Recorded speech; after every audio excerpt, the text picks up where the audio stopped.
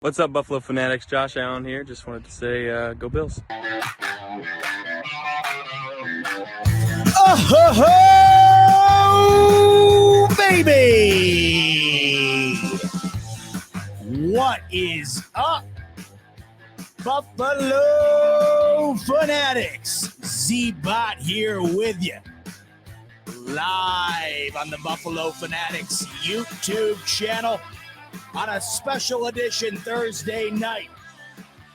The NFL schedule release is underway, 8 p.m. Eastern. NFL Network is currently on to my left. I both love and hate how they do this. I love the anticipation of it because I, for one, really love the schedule release. I look forward to this. I love seeing what's in store for the season. I know there's people out there who don't love it. You say that, but how could you not love seeing what the map is going to look like for the Buffalo Bills in 2023? It's exciting stuff.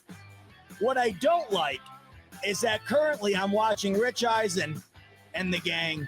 They're just chit-chatting. I mean, you got 32 teams worth of schedules to get through here.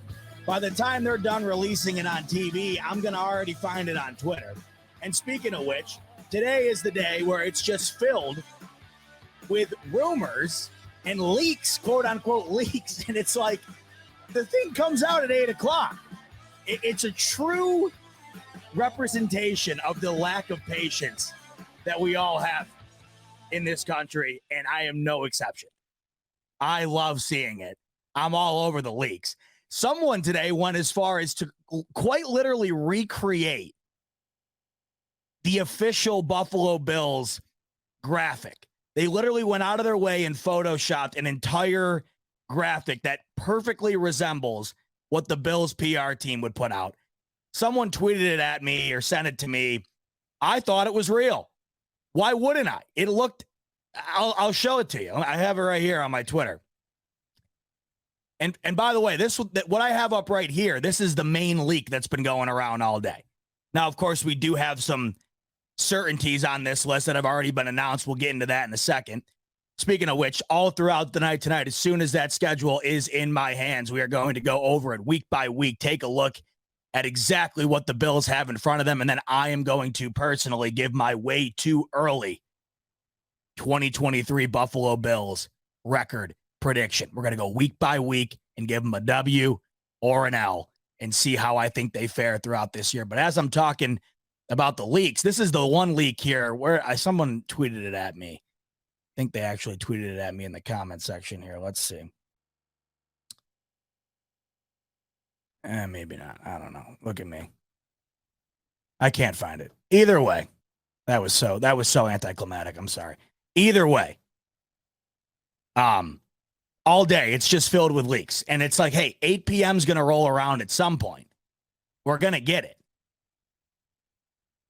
But even that is not like you still, just the anticipation of it seems to just overflow during the day on each schedule release day. And there's always some sort of leak. And then this year, someone really took it to the next level that a Photoshop had me fooled.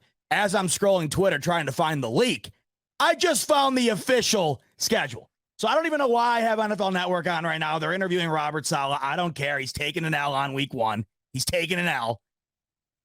I'm already giving that ahead of time. L for my man, Robert Saleh. He's a nice guy. I like him. I'm looking at him right now as he's being interviewed by Rich Eisen. I hope Rich informs him he's starting the year 0-1. I got the schedule here. I'm downloading it real quick, and I'm going to put it on up here, and we are going to dive right in. And my dad just texted me because he's watching, and I'm the one. I should have just went there. I sent him the Photoshop one. So I could have just went there and got it. He just texted me, though. The Photoshop one was completely accurate. So shout out to whoever made that. You did a killer job, and you did such a good job that I thought it was real. And it turned out it was weird. It was real. But just for safe measure, here is the official schedule that has been released by the Bills. And I'm just realizing this is covering my entire face. So let's take that down for a second here. And I'm going to make it so that I can be visible. while we go over it. There we go. All right, folks, here it is. And we start with what we had already been informed of this morning. And it was a great surprise to wake up to because who called it, baby? Who called Bills Jets week 1 right down to the night? Did it right here on this very same show. Monday night, we went through, I did some predictions, let you know what I thought was going to happen. I said, Bills, Jets, week 1, it just makes too much sense. Guaranteed it's going to be a prime time. I don't know why Monday felt right to me, but it did. That's what I went with. Boom. That is exactly what's happening. The reason I thought it was going to happen more, beyond the fact that you got Aaron Rodgers, the New York market, the Bills' high ratings that they constantly get, a divisional game, Aaron Rodgers versus Josh Allen, who doesn't love that? I personally just really freaking wanted that game to kick the year off because you get the opportunity right out of the gate to immediately eliminate the narrative that the New York Jets are now the king or going to be the kings of the AFC East. There's going to be no time wasted. The Jets don't get a cupcake schedule to start the year off where they can go 4-0, 5-0, whatever. We remember this. We remember this with the Dolphins a couple of years back.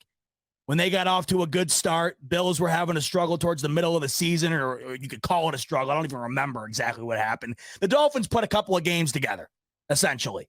And I remember just everywhere you looked, that was the new thing. I mean, the people are still doing that. I don't pay attention to it. Emmanuel Acho, he's got to get his clicks. So he doesn't have the Bills in his top 5 AFC teams. He's got the Dolphins rounding them out. I mean, people still do it.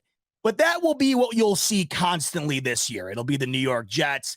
They'll be the darlings now because of Aaron Rodgers. They'll constantly be compared to the Bills. And when they're doing good or better than expected, and the Bills might be doing slightly less than expected, and you got to remember, the expectations for the Bills under Josh Allen are always going to be at the absolute maximum.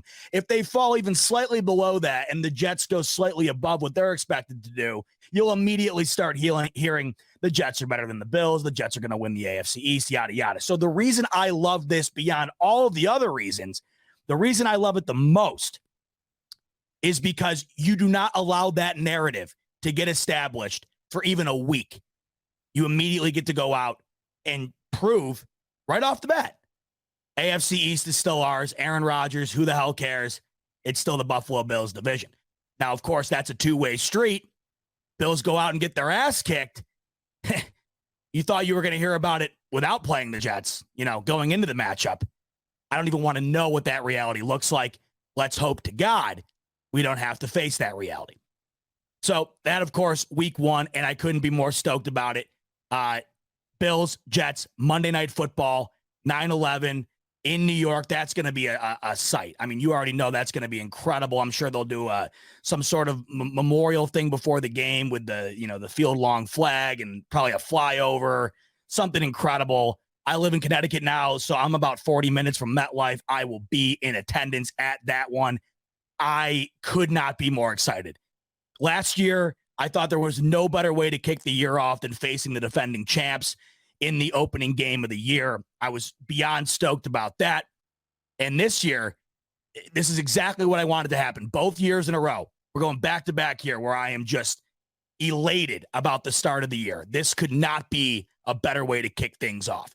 So, Bills, Jets in New York, or in New Jersey, I should say, to kick off the 2023 season. Let's go on from there. So that is in New Jersey, as I said, first game on the road. The Bills will get their home opener in week 2 against the newly Jimmy Garoppolo-led Las Vegas Raiders. 1:00 p.m. game on CBS. Now, one thing that's an interesting note, and I'll take a look at this as we go through this schedule here.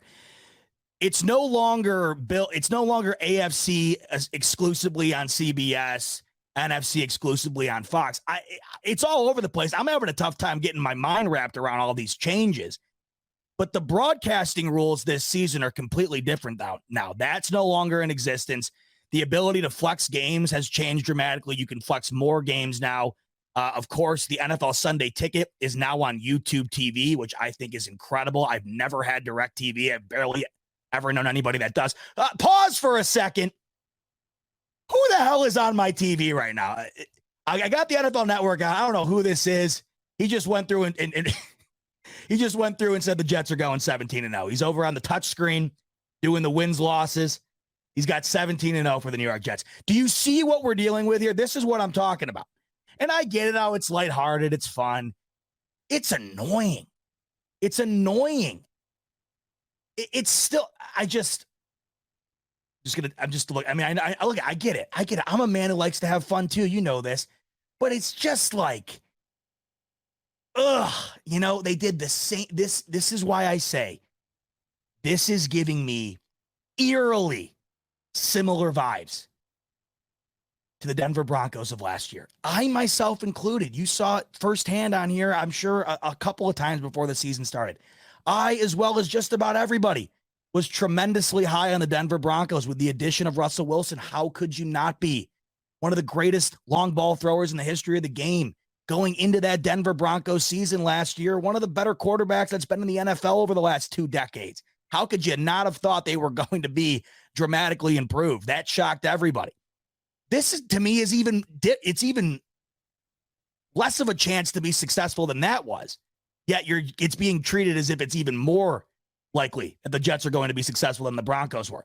I could talk about the Aaron Rodgers Jets thing all night long. You know that. Once again, it just fuels the excitement for week 1. All I can say is I can't wait. There's going to be so much animosity from myself personally that's going to continuously build up going into that game, because the hatred that we have had for, of course, the interdivision rivals will always be there. You can't tell me it hasn't been growing substantially with the Miami Dolphins and the New York Jets over the last couple of seasons. It has dramatically decreased since the departure of Tom Brady in New England. It has dramatically increased since Miami got Tyreek Hill and Jalen Waddle, and they immediately thought they were winning the Super Bowl. It is now dramatically increased because the New York Jets now have Aaron Rodgers. I cannot freaking wait. Week 2, we are back. We are in the Ralph, and we have to cherish every moment that we are inside of the Ralph these next couple of seasons, because we are going to miss that place when the new stadium is up.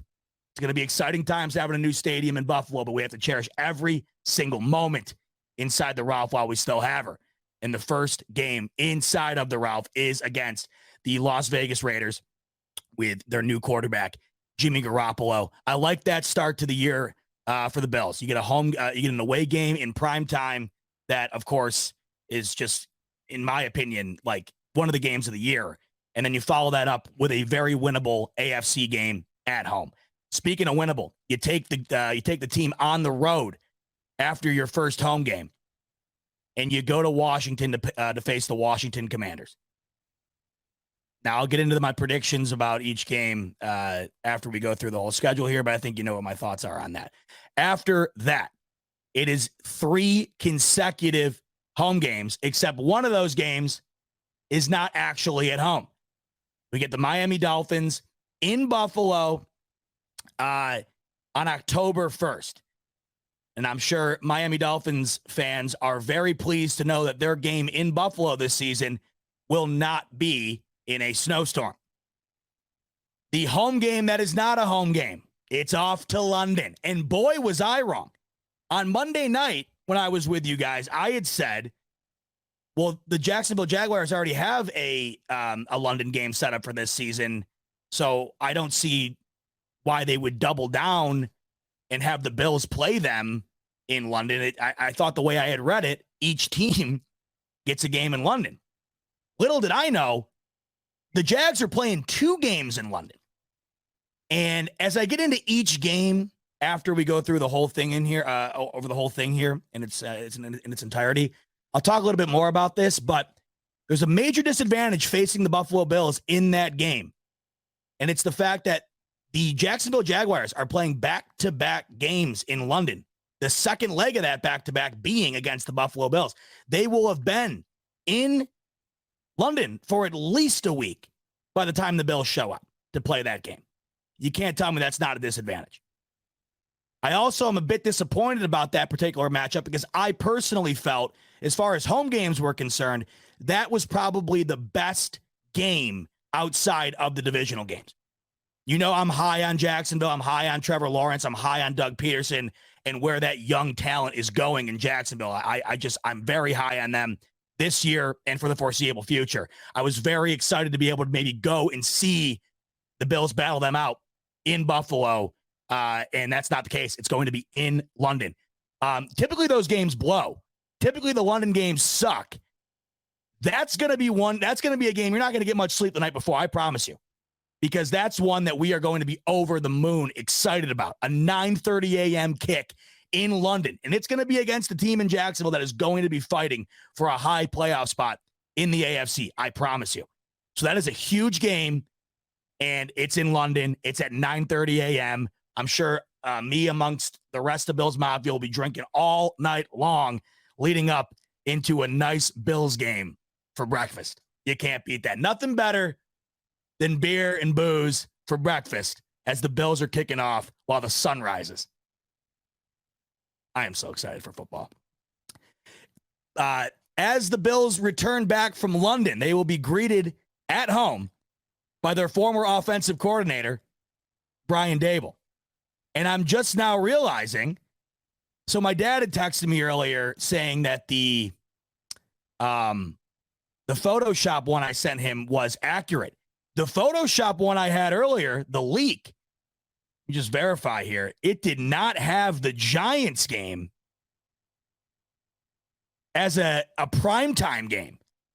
Well, look at here. Sunday Night Football loves their narratives, and we got a good one in Bills versus Giants. Sunday Night Football, by far my favorite primetime production. NBC, they're just, it's unbelievable.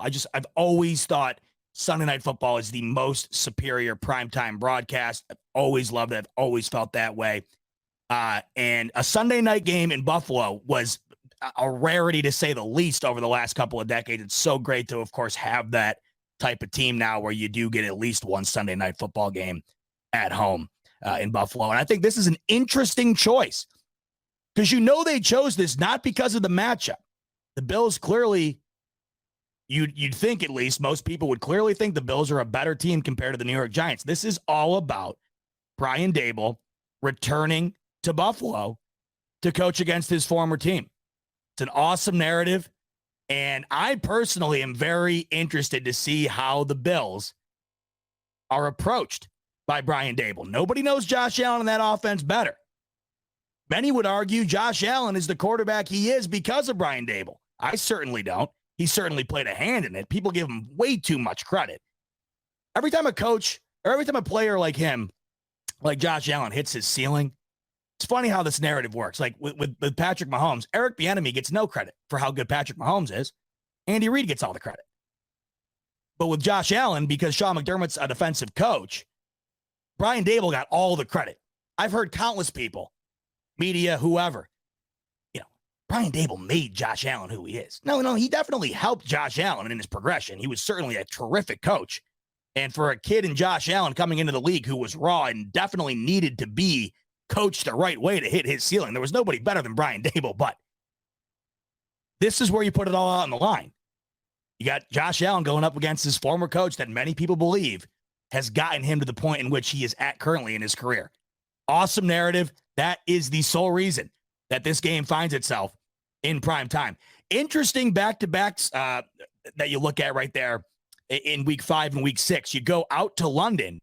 Your next game back, which, by the way, a lot of people are under the impression that if you play an international game, that you immediately get a bye after that. That is not the case. It did not happen last year, and that's not in the agreement. It makes a lot of sense. I personally feel like that should be a thing, but it's not.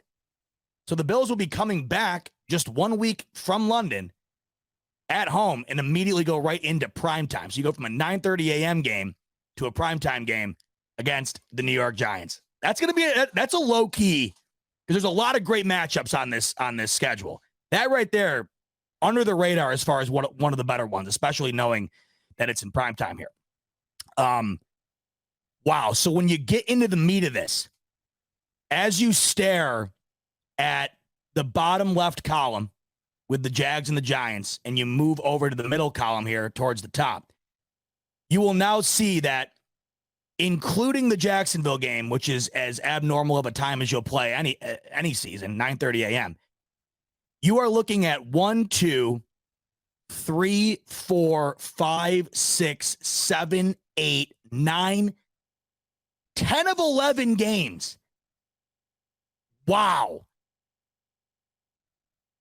Starting week 5, 10 of the 11 Buffalo Bills games will not be played at 1 p.m. Let me reiterate that.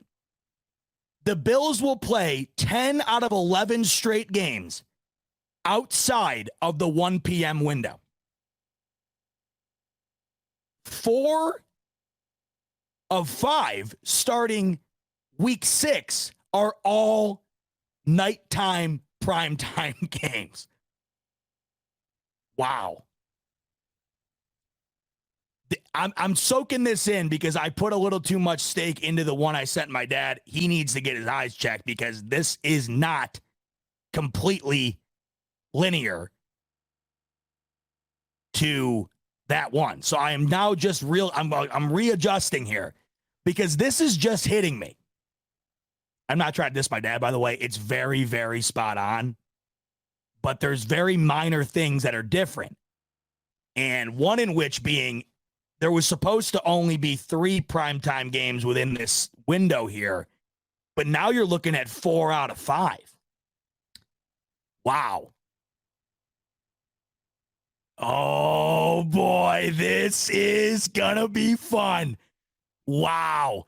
10 out of 11 straight games. 10 out of 11 weeks. And I know there is a massive portion of this fan base that despises any time the Bills play outside of 1 p.m. I personally grew up in a generation of Bills fans that was so deprived of any national spotlight that I am in love with anything but 1 p.m. I have nothing against 1 p.m. I love it.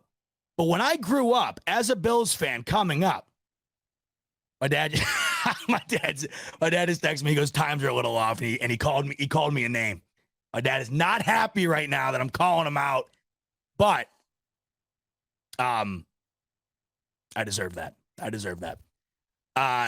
It's not his fault either, because as I'm looking at this, I'm now also realizing, and I'll extend another apology to my dad. I'm now just realizing that what's shocking me the most out of this are the times, and the one I sent him didn't have times. And my dumbass should have looked at that and said, maybe if this was real, the Bills, official account would have put the times on the thing. But my dumbass was like, oh, well, it looks good, so it's got to be real. Anyway, I grew up in a generation of Bills fans. It was 1 p.m. or bust. And I can remember more than a handful of times where the Bills were so damn bad that the games were blacked out. And I'd have to listen to it on WGR like it was 1945. Okay? Me and my dad would huddle up in the back room like we were listening to the fireside chats from FDR back in whenever the hell he was in office. So I appreciate and enjoy games that are outside of the 1 p.m. window because you never know when that's going to leave and never come back. With that said, this is pretty freaking absurd here. We're talking 10 of 11 weeks the Bills are not playing an early afternoon game. So let's dive into what we're talking about here, right? So as I said, week 6, you got the Giants at home on Sunday Night Football. The week after that, okay, you are on the road in New England. That will be the only 1 o'clock game these Buffalo Bills will play. So that's week 7, 1 o'clock p.m. on the road in New England. Okay, that's October 22nd. That will be the only 1 p.m. game the Bills will play until they play New England again on New Year's Eve. Over 2 months of Buffalo Bills football straight will be outside of the 1 p.m. window. Every single game to end the year outside of the New Year's Eve game will be at 1 p.m. or it will be outside of 1 p.m. That is wild.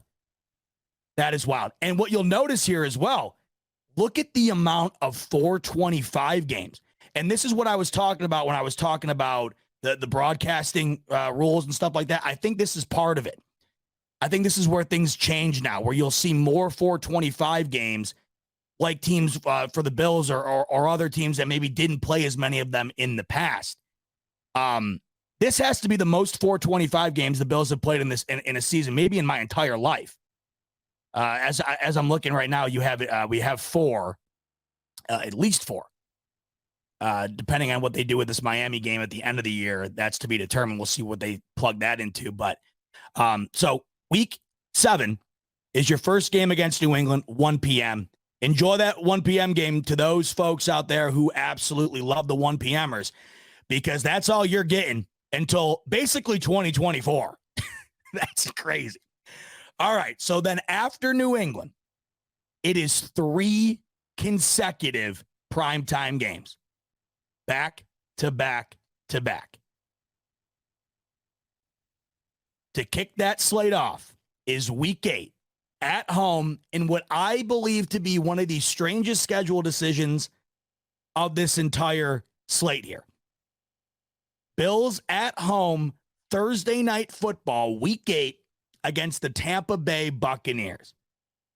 There is not one thing that comes to mind that I could think was brought up in the decision room as far as why this game should be in a primetime slot. Other than the fact that maybe they had to give Tampa one Thursday night game, which I think that's the rule. Every team has to play a Thursday night game. Or wait, no, that's another one of these new rules this year. I don't even know. Some teams can play 2 Thursday night games. Some teams don't get one. I don't even freaking know. This is what I was saying earlier. I can't keep it straight. Either way, let's just assume every team has to play one. If you know different, let me know in the comments. But yeah, like 10K Drippy's saying here. I mean, I'm all about it. Thank God it's home, because that'll be a fun one to go to. Because, unless something dramatically changes through the first 8 weeks of the year, you can expect the Bills to beat the living shit out of the Tampa Bay Buccaneers on Thursday Night Football in Buffalo. Earlier today, actually maybe it was late last night, on the Action Network, one of their columnists put out his projected lines, his projected spreads for each game. If you're not familiar with, if you're not a big gambler, spreads mean, which team is favored by what or how many points in a game. And if you were wondering, by the way, week 1, those lines are already out. You can go bet on the Bills right now. The Bills opened up as a 3-point favorite in New York, New Jersey. They are now a 1.5-point favorite. So that means a lot of early money coming in on that Jets hype train. Hey, keep going and putting your dollars down, Jets fans. I'm sure Fireman Ed, he's probably down at the Atlantic City right now, just outside of Jersey, throwing down his coins. Jets money line, keep doing it. Keep lowering that number so I can come in and absolutely hammer the Bills money line for plus money. Please, by all means, keep driving that number down. But to those projected spreads, this is per Sean Corner of the Action Network. He had went ahead and put out all of his projected lines as far as what he thought each game would be as far as a Vegas spread is concerned. The Bills in his projections are favored in 15 of the 17 games. Now, remember, last year, the Bills were not an underdog once, including the playoffs. Unheard of. I think I don't know if that is the first time ever. If it isn't, though, it has to be one of the first. I mean, that's an extraordinary thing to go to an entire season and not be an underdog once. The Bills are considered to be underdogs potentially based on Sean Kerner's projections. They are considered to be underdogs in only 2 games this year. I bet you can guess which 2. On the road against Cincinnati, on the road against Kansas City. The Bills are favored in every single home game. These are all projections, by the way. I just want to keep reiterating that. These projections assume that the Bills will be favored in all home games, all AFC East games, and in all 5 NFC games that they play. But the reason I bring that up is because the Buccaneers game is the game in which Sean Kerner predicted the Bills will have the highest point spread. He thinks they could get up close to 10-point favorites in that game. So, the Bucks, I think on a lot of people's minds, you still remember them as, Tom Brady Bucks winning a Super Bowl. That's not the case. You could argue that going into the Buffalo Fanatics, what's going on? This is Pierre the Kingpin, and I wanted to talk to you today about Cigars International, which is the ultimate destination for premium homemade cigars. Known as the industry leader, Cigars International offers the largest selection, unbeatable prices, and a customer service experience that's second to none. Whether you're new to cigars or a seasoned vet, Cigars International makes enjoying cigars easy, approachable, and fun. Cigars International is the go-to retailer for all things cigars, with the biggest selection of premium homemade cigars available anywhere.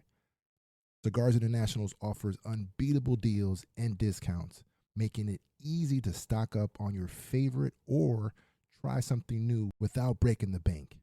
With fast free shipping and their 100% satisfaction guarantee, you can shop with confidence knowing that Cigars International stands behind every order. They have good relationship with vendors that helps provide great low prices. Whether you're new to cigars or a seasoned pro, Cigars International makes it easy to find the right cigar with helpful guides, staff reviews, and expert advice. It's not just about cigars. Cigars International also offers a wide range of accessories and more to elevate your smoking experience. Check out the great deals every day at cigarsinternational.com.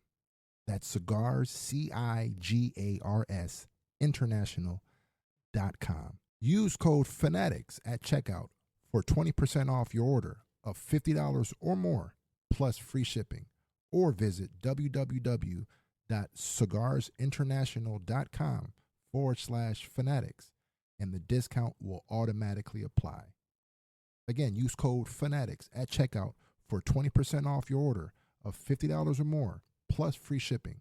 Or visit www.cigarsinternational.com/fanatics, and the discount will automatically apply.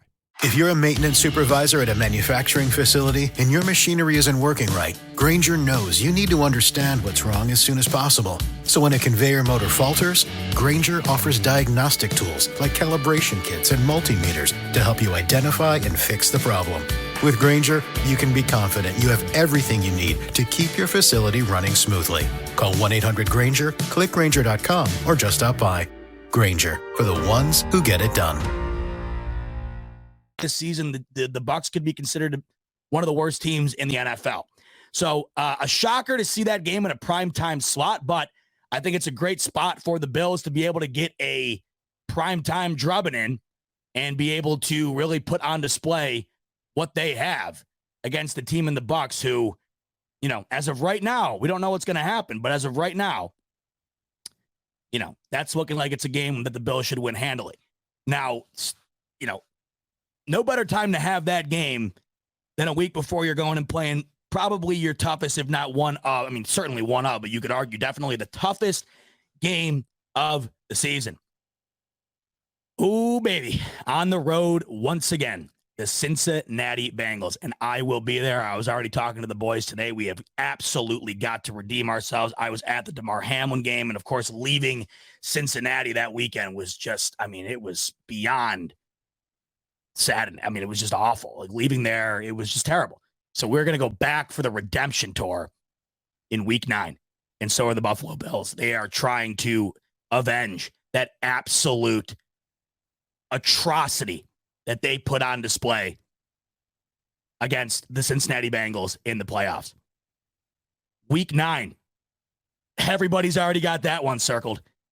Believe me.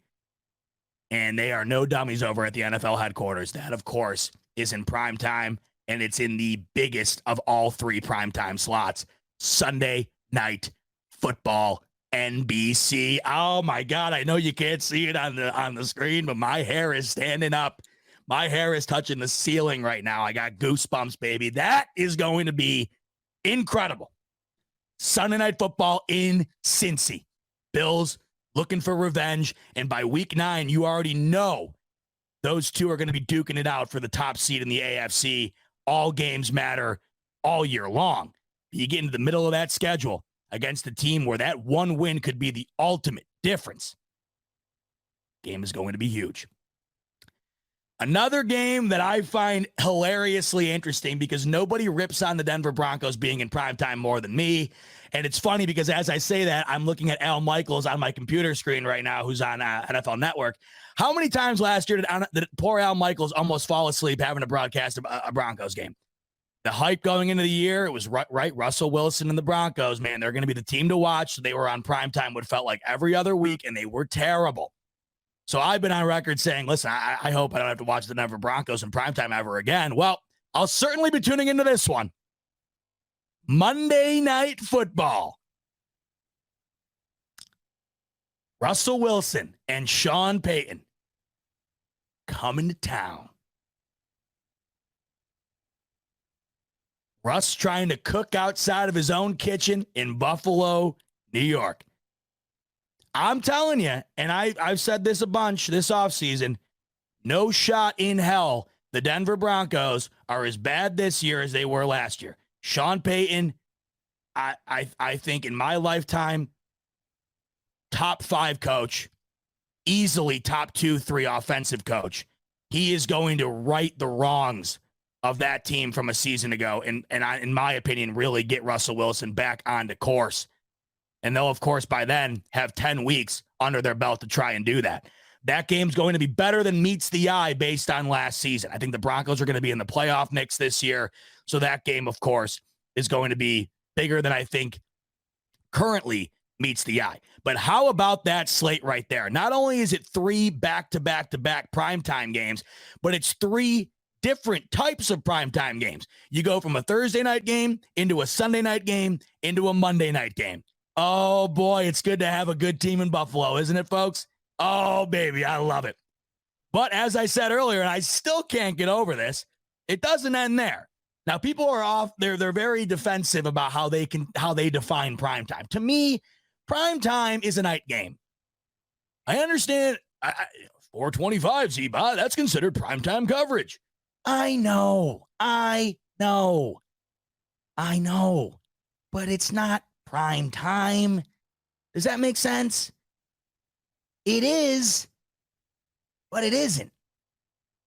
And I could argue that the 425 games, several weeks out of the year, are oftentimes better than the primetime games. The reason I just paused there for a second is I just heard a little boop in the background. I got a surprise guest. Because you know I don't like doing this stuff by myself because I'm so worked up. I need somebody to get worked up with me. And who better than my main man, Rev, who's surprising me? What's up? What's up, baby? Dude, How you doing, man?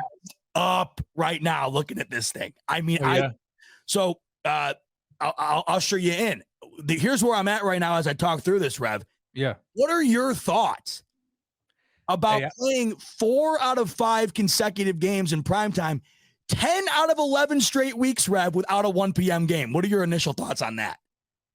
Well, first of all, man, look, dude, like I hadn't even been able to get into the schedule. I just checked it out, so I haven't even really dove into it yet. So this is like my first experience with it. So I mean, we're doing this live, man. Oh, okay, awesome. Let me break it down for you. Let me get caught up. As I'm sure you know, you saw this morning, Bills Jets Monday Night Football Week 1. Yeah. It doesn't get better. Expected that one. I could talk about it all night. I can't wait. So then you got a 1 p.m. in 3 consecutive weeks. But then after that, Rev, once we hit week 5, I mean, to the 1 p.m. crowd, as I said earlier, my condolences, because you're not going to really be watching a 1 p.m. game outside of the week 7 matchup against New England until the clock strikes midnight in 2024 on New Year's Eve. I mean, it's insane. So we go London, right? Week 5 against the Jags. And then, Rev, starting in week 6, it's primetime, 1 p.m., then primetime, 425, 425, primetime, not a 1 o'clock game again, Rev, until week 17. I see it. Yes. Yeah. Insane. That is insane, man. Like to the early game crowd, man. rip. You know what I'm saying? Like, and dude, they're passionate about it. They are passionate about the 1 p.m. You know, I know it, man. But you know what? Hey, I don't think there's any going back now. The Bills have arrived. They're one of the top teams in the NFL, and people want to watch them. oh, yeah. And so the days of hiding behind that, that 1 p.m. Game are in the past now. You know what I'm saying? And so we have to expect it every single year. And it is what it is. I know many people were hoping that we would get a chance to kind of like slide under the radar this year, with not so much hype and let's just last year we were overhyped and under delivered, and this year, we're kind of under hyped, but now we're like, underhyped. Look at this schedule. it would be plastered all over the place. Hey man, we have to live with it, man. Being a hunter, this is the price to pay for being a top team in the NFL. Actually, I'm excited about it, man. To be honest. Let me ask you a question, because I knew this is always Ruppel's fathers. I don't get it, and maybe it's just because I'm coming from a perspective. I was saying earlier before you came on, I said I remember growing up when the Bills were so bad, the games would get blacked out, and it was like 1920s family time sitting around the old ham radio listening to the Bills. So I enjoy a nice primetime game, Rev. But now when I say primetime, people think that do you consider primetime as a night game, or do you also throw the 425 into the primetime umbrella? I mean, it depends. I mean, I guess it depends on the coverage, you know what I'm saying? Like, yeah. But I would consider an afternoon game, you know what I'm saying, a kind of prime time, because there's more eyes on it, to a degree, you know what I'm saying? And so, yeah, I mean, lump it all in together. I'm just stoked about it, dude. Yeah, but to have that many though, like back to back, and then throw in a bye week in between that. So yes. So you got that week 13 bye. Ian Graham coming in, by the way, no bye week after the London game. That is correct. And I know a lot of people are under the impression, as I spoke on earlier, that it's an automatic bye after an international game. That's not the case. I personally think that should probably be a thing. It isn't. So, hey, you're coming off you might have a little jet lag when Brian Dable comes to town, but so be it. That's exactly what I was going to say. I'm glad you came on, by the way, when you did, Rev, because I haven't gotten it. We're doing the record prediction tonight, so I hope you're ready for that. Oh, really? Oh, yeah. Okay. Yeah, you and I did that last year. So yeah, we did. I was hoping somebody would. I messaged the chat earlier. I said it's an open invite. Come on in. I saw it. I wasn't gonna let you go by yourself, man. Well, you got to pat. Well, you know me. If I was having a blast talking to myself. I was getting goosebumps. I was screaming at myself. I don't think I looked at the comment section for the first 30 minutes because I was so jazzed up. I just want to know. I just want to say, when Pierre and Rico are watching this back, after you ghosted my ass this morning, he's here. I just want to say this is a shot at you for ghosting me. You could be out here having a blast with the boys, but you're not. I digress. Let me get through the rest of just talking about this, Rev, and then and then we're gonna get into our predictions. But you came on right at the perfect time, because I was getting right into the meat of this wild 10 out of 11 straight games outside of the 1 o'clock window. So I just went through the 3 primetime games from week 8 through week 10 to catch you up to speed. This one to me very interesting. At home Thursday night against the Bucks. Just a weird matchup. I don't know why that is deserving of primetime, but it is a primetime game. Yeah. Then you got the Bengals Sunday Night Football. That's going to be as good as advertised. And then the Broncos Monday Night Football. So those are 3 back-to-back-to-back primetime, Rev. Thursday night, Sunday night, Monday night. What are your initial thoughts on those 3 games right there, just at first glance? Yeah, I agree with you about the Bucks game. That is kind of weird. Yeah. There's really no draw. You know what I'm saying? Like, I understood if Brady was there, but I don't get the draw in that game. Right. So I mean, I guess it's like they just had to throw a Thursday night game in there, throw somebody in there. So I said that we better enjoy it, because I said the Broncos, and people have their opinion on them. That's fine. I just, there's no way they're as bad as they were last year. So with that in mind, I mean, look at this. You are going Bengals, Broncos, Jets, the defending NFC champs, the defending Super Bowl champs, Cowboys, Chargers, all outside of the 1 p.m. window, all in front of a national audience. And those are going to be massive, massive games. So let's get into week 11. This is the rematch. This time Aaron Rodgers comes to Buffalo. When have the Bills and the Jets ever played at 425? That is an interesting one. It's on CBS, so you can bet your boy Tony Romo and Jim Nantz are going to be talking Aaron Rodgers, right? They're going to be talking Rodgers versus Allen. Yep. That's going to be fun. And this is You know what though? I'll say this just at first glance. Yeah. You know how they say, it's not so much about how you start, it's how you finish, right? Like that last quarter of the season, December is really going to set the great teams apart from everybody else. Yep. When you look at that final stretch of games, man, I mean, just come out. I can't even say like after the bye. I mean, if you want to go with, let's just go with week 12. Okay, I'm not dissing the Jets at week 11, but let's just go at week 12. You've got the Eagles. Okay, that's a tough matchup, super tough. And I get it. It's not an AFC game, but it doesn't matter. It's still a hard one. And then you get your bye week. You get to rest up a little bit. Come back.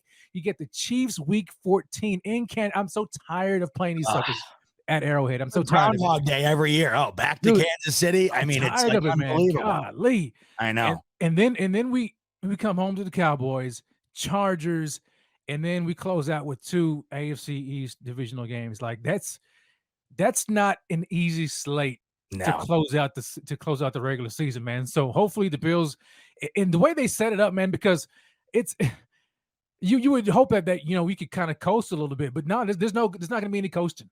Like you better be playing the best football of your life come out after that bye week, man, because it is going to be a major test for the Bills.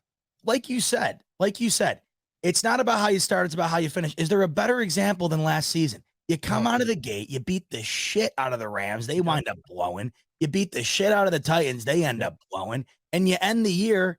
It was abysmal. I mean, I can put any adjective that you want in there to be synonymous with just pure dog shit. So you're spot on. And this year it's even tougher. I mean, this is this is murderer's row here.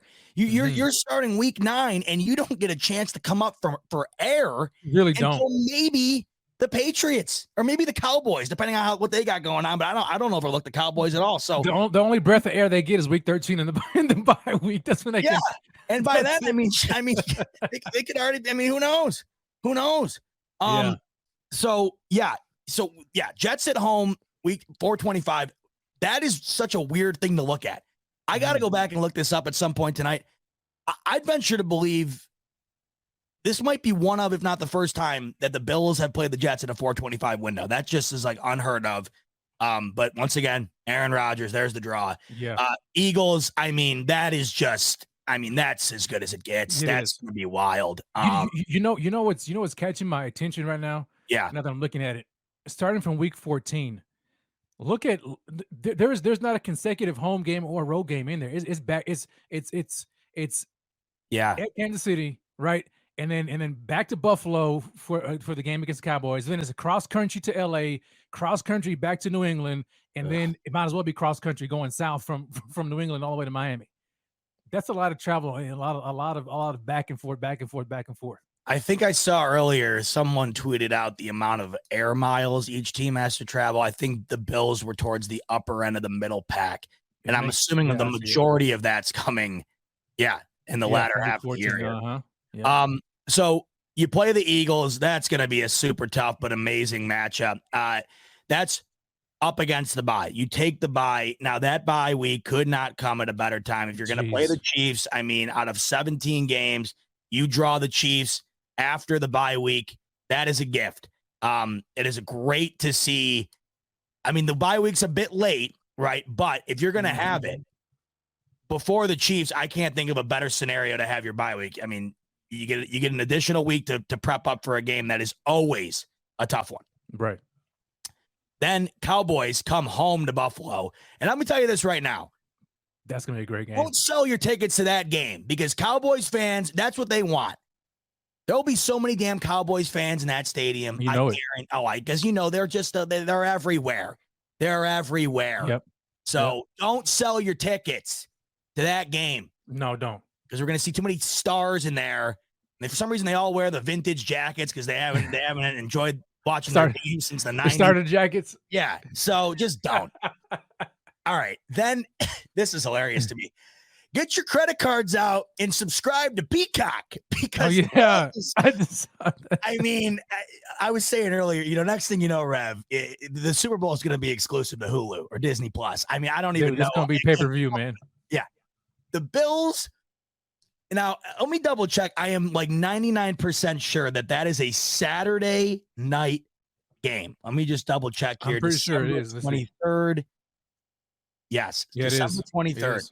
Saturday night prime time at home. Justin Herbert comes to town exclusively on Peacock. I already got it, so it's good. I mean, I would love to see the subscriber total in Buffalo for Peacock the night before Christmas Eve against the Chargers. Yeah. And I'm just telling you right now, for those who don't know, that game's not being broadcasted anywhere else but Peacock. And you better get your internet provider over the house and make sure everything's, I's are dotted and T's are crossed, because you're going to have to stream it. And it's on the streaming platform that I guarantee you 99% of you don't have. Mm-hmm. Yep. And like Dave's saying, free trial. Perfect. Get a burner email, Just go ahead. Yep. I didn't tell you to do it, but I understand, I understand how the game works as well. And then you cap the year off, as you typically do, with 2 AFC East games, one in which is a home game against the New England Patriots, on the road against the Dolphins, with a TBD time slot. And if it's anything like last year, it'll be a primetime game. The Bills versus the Dolphins was a TBD slot last year, and that wound up being a primetime game in Buffalo. That was one for the ages and probably one of Josh Allen's best performances to date. It was an incredible game and an incredible win for the Bills as they clinched the division. These final 2 weeks, the final 2 weeks are probably going to be for the division.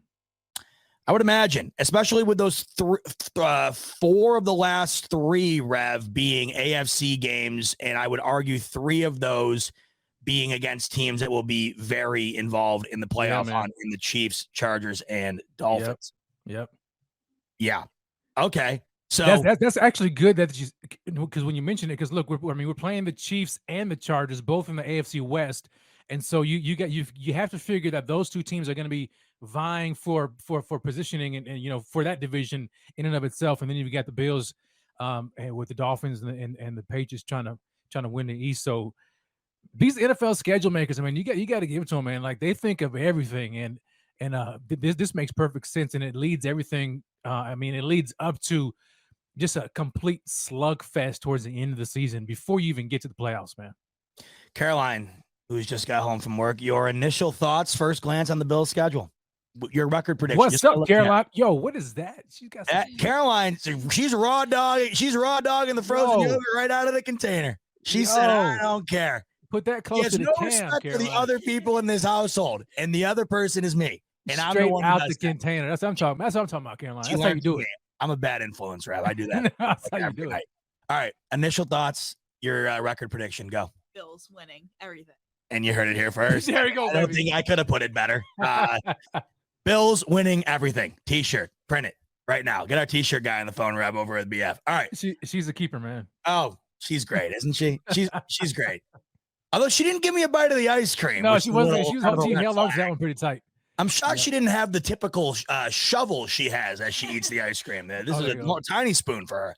Did she give you? She had the big cereal spoon. Yeah, sometimes I'll walk down the stairs, Rev, and I'll see her with one of those like a wooden spoon? It's like a spatula almost, the spoon, She'll just God bless her. Brother, keep her, man. That's how you do it. Oh yeah.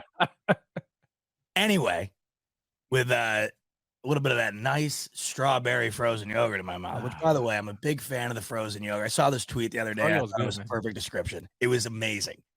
I know this guy tweeted out about frozen yogurt. He said, "It's the most American thing ever to ruin something really good just a little bit so that you can have more of it." And I'm like, if that's not me to a T, man. I'm frozen yogurt, I'll eat the whole thing. For sure. Yeah, right. I just had me some ice cream too, man. Like, are you I'm probably gonna slam for this. I know I'm in the minority, dude, but are you a mint chocolate guy? Oh hell yeah! For real? That's what I'm talking about. That's what I'm talking about. See, I knew I liked you for a reason. So let me. Now this is usually the follow-up question, which is also very polarizing. Are you a Shamrock Shake guy? Shamrock Shake guy.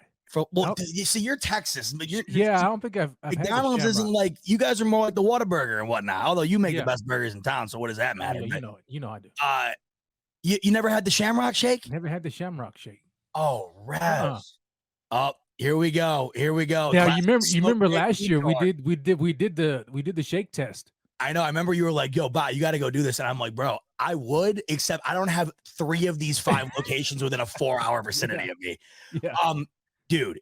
So the Shamrock Shake, it comes out during St. Patrick's Day around that time every year at McDonald's, and it's a mint flavored milkshake, and it's like one of the greatest things of all time. It's incredible. And if you like mint chocolate ice cream, love mint chocolate. Love that. Dude, I love it, dude. Like, oh man, I'll eat the whole thing, bro. Like, I have to watch myself.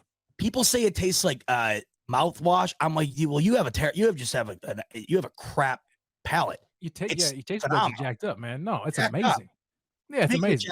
Speaking of jacked up, Rev, let's find out how many of these teams we think the Bills are going to jack up. Okay, this is the Bills' schedule, and we're about to dive into it and give our predictions. And by the way, we reserve the right to change it. I could I could have this thing flipped to 17-0 by the time the week starts. We'll see how week 1 starts. We'll see how I'm feeling. We'll see how much Pierre winds up talking me into leaning towards 17-0 by the time week 1 starts, because oh yeah, if he did a prediction show, Rev, it would last 2 minutes because he would just go through and write W's everywhere. But I, on the other hand, I like to live in a little thing that I sometimes don't like, but I am in regardless, and that is reality. And I just don't anticipate a 17-0 year this year. And even though I love that, I don't think 17-0 means a Super Bowl championship. So I really don't give a damn, Rev, because that's all that I care about. And we know, last team to go 17-0 lost to the hands of the New York Giants and didn't get it done. So here it is. We're going to do it right here. We got the schedule in its entirety right here. And by the way, just to recap, the Bills did wind up getting the maximum amount of primetime games. And by primetime, just for those folks out there who want to argue with me, I understand everybody's got their side of the fence. When I say primetime, I'm talking night games. We got 1, 2, 3, 4, 5, 6. The max that you can play used to be 5 up until this year. It has now been switched to 6. And because the Buffalo Bills are America's darling, they got 6 of them. So Z-Bot, real quick. Did you look at the video that they put out? The schedule did they do one? No, should we do it? I haven't seen it yet. Real quick. I just pulled it up. I hadn't looked at it yet. And I was like, let me ask Bot to see if he actually did it or not. I forgot about those. Those are great. Yeah, they are hilarious, dude. So you have it? Let me. Well, you go ahead and do it. I just pulled up on the Bills. Yeah, because my audio doesn't work when I share my screen. Is it on Twitter? It's on Bills.com. Let's go to the it is. Bills, home site.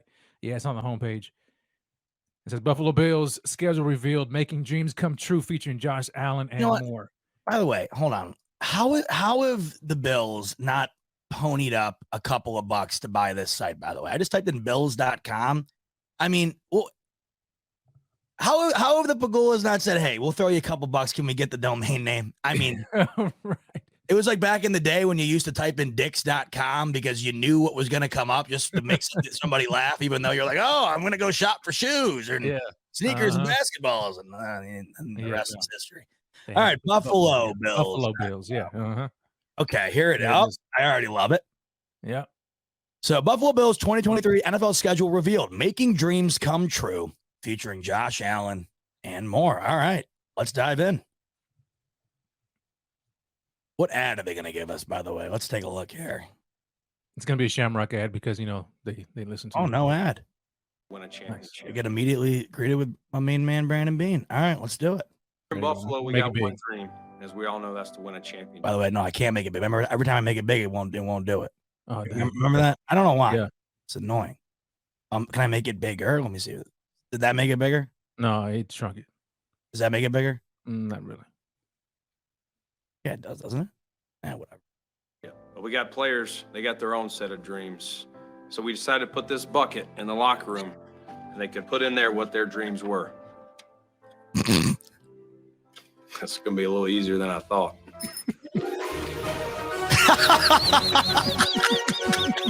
Here you go, Will. Uh-oh. It's an idiot. You a mailman? Yeah.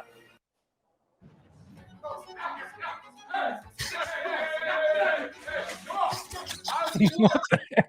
Send the proctor, mate. I have no idea what I'm doing.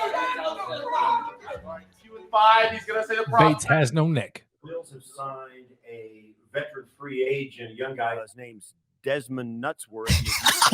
What? Is this a joke?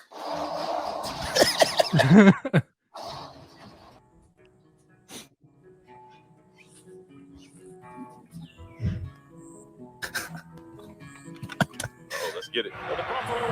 Oh, imagine. Gabe, Oh, dude. straight to the crib, just like that.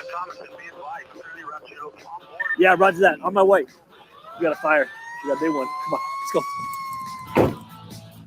Ah, I got it. You all right? No need to thank me, guys. It's all in a day's work. It's Dr. Lawson. Give me some chemicals. Let me do my thing. You need to maintain this reaction by adding some nitrogen.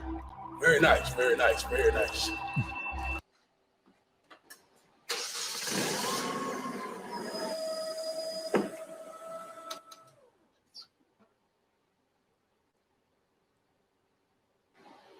Getting certified wasn't easy, but it was worth it. What? Hello? Hey, Mom. Curry. This is what they do all day?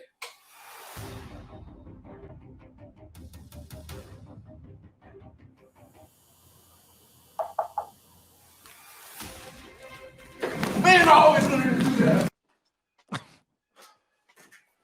What's up, man? Same as last time? Yes, sir. We'll have to pull the ladies off for you after this one. Dreams do come true, man. We did a really good thing today. Bro, did I just drop a tab? I mean, what was that? Also, by the way, am I the only one that like barely realized that they were showing the games? They're showing them. There's no way anybody watched that and was like, "Oh, so that's who we're playing." Yeah, Right? you have to kind of watch the details. Well, I got to tell you, they kind of buried the lead there, or they kind of came out a little too hot because the funniest part of that whole thing was Josh Allen coming in as a mailman. That was hilarious. Hilarious, man. Dude, funny. That was in as good a way possible because it was funny. That was awful. I don't know what that was. That was terrible. Charlie says that was a disaster. I thought it was hilarious. Yeah. But it's just, I've seen the ones in the past, like last year, the Chargers did like a whole anime. They did like a whole animated movie. Okay. And the Bills had Josh Allen dressed up as a paper boy. Hey, but you want to know what? They get their clientele. That's what we want. We want nice, lighthearted comedy. That's what they get. Man. Dude, he slapped the heck out of that guy's head. He did. I wonder how many takes they did. Hopefully it was just one rep. Oh, that guy might have gotten concussed. He might have gone in the protocol. Oh, man. Speaking of lighthearted comedy, do we think week one will be a laughing fest for Bills fans as we take on the New York Jets on Monday Night Football? Here we go, Rev. Let's do it. We're doing it. I can't believe it's this time of the year already, but hey, that just means kickoff is right around the corner. We are about to get in to our 2023 Buffalo Bills season predictions, and it all starts in the Meadowlands in New Jersey, week one, Monday Night Football against the Aaron Rodgers-led New York Jets.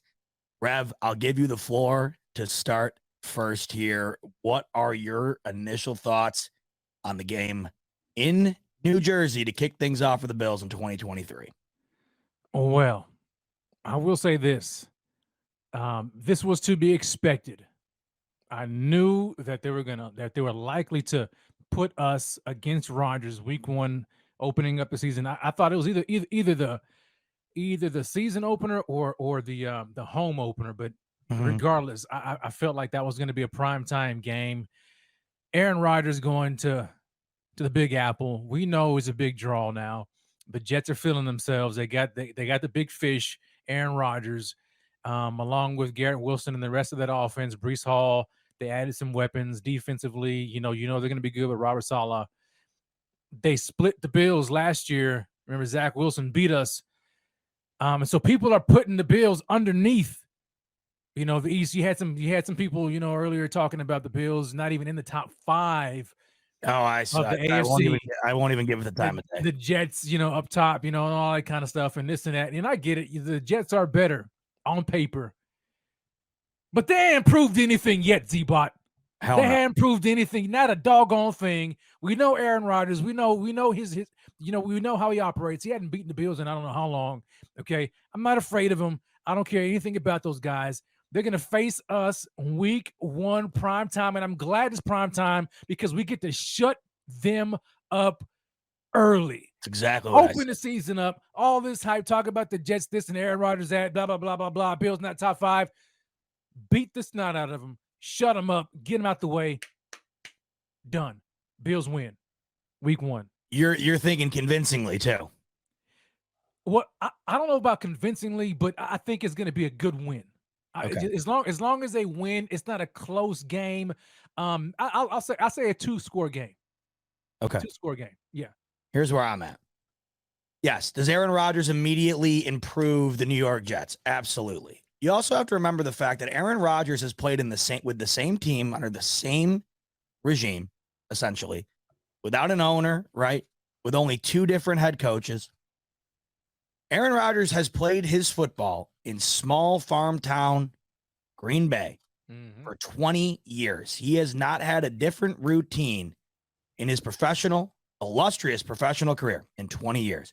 This is as dramatic of a change as you could possibly make professionally when it comes to athletics, what Aaron Rodgers is currently doing, going from the Green Bay Packers to the New York Jets.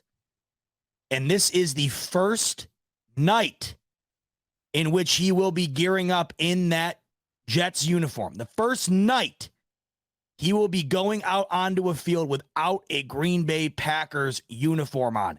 Do not underestimate how difficult that is going to be, even for one of the greatest to ever do it. We all remember how bad the Tampa Bay Buccaneers were with Tom Brady throughout different portions of their Super Bowl season. They never looked like a Super Bowl champion team.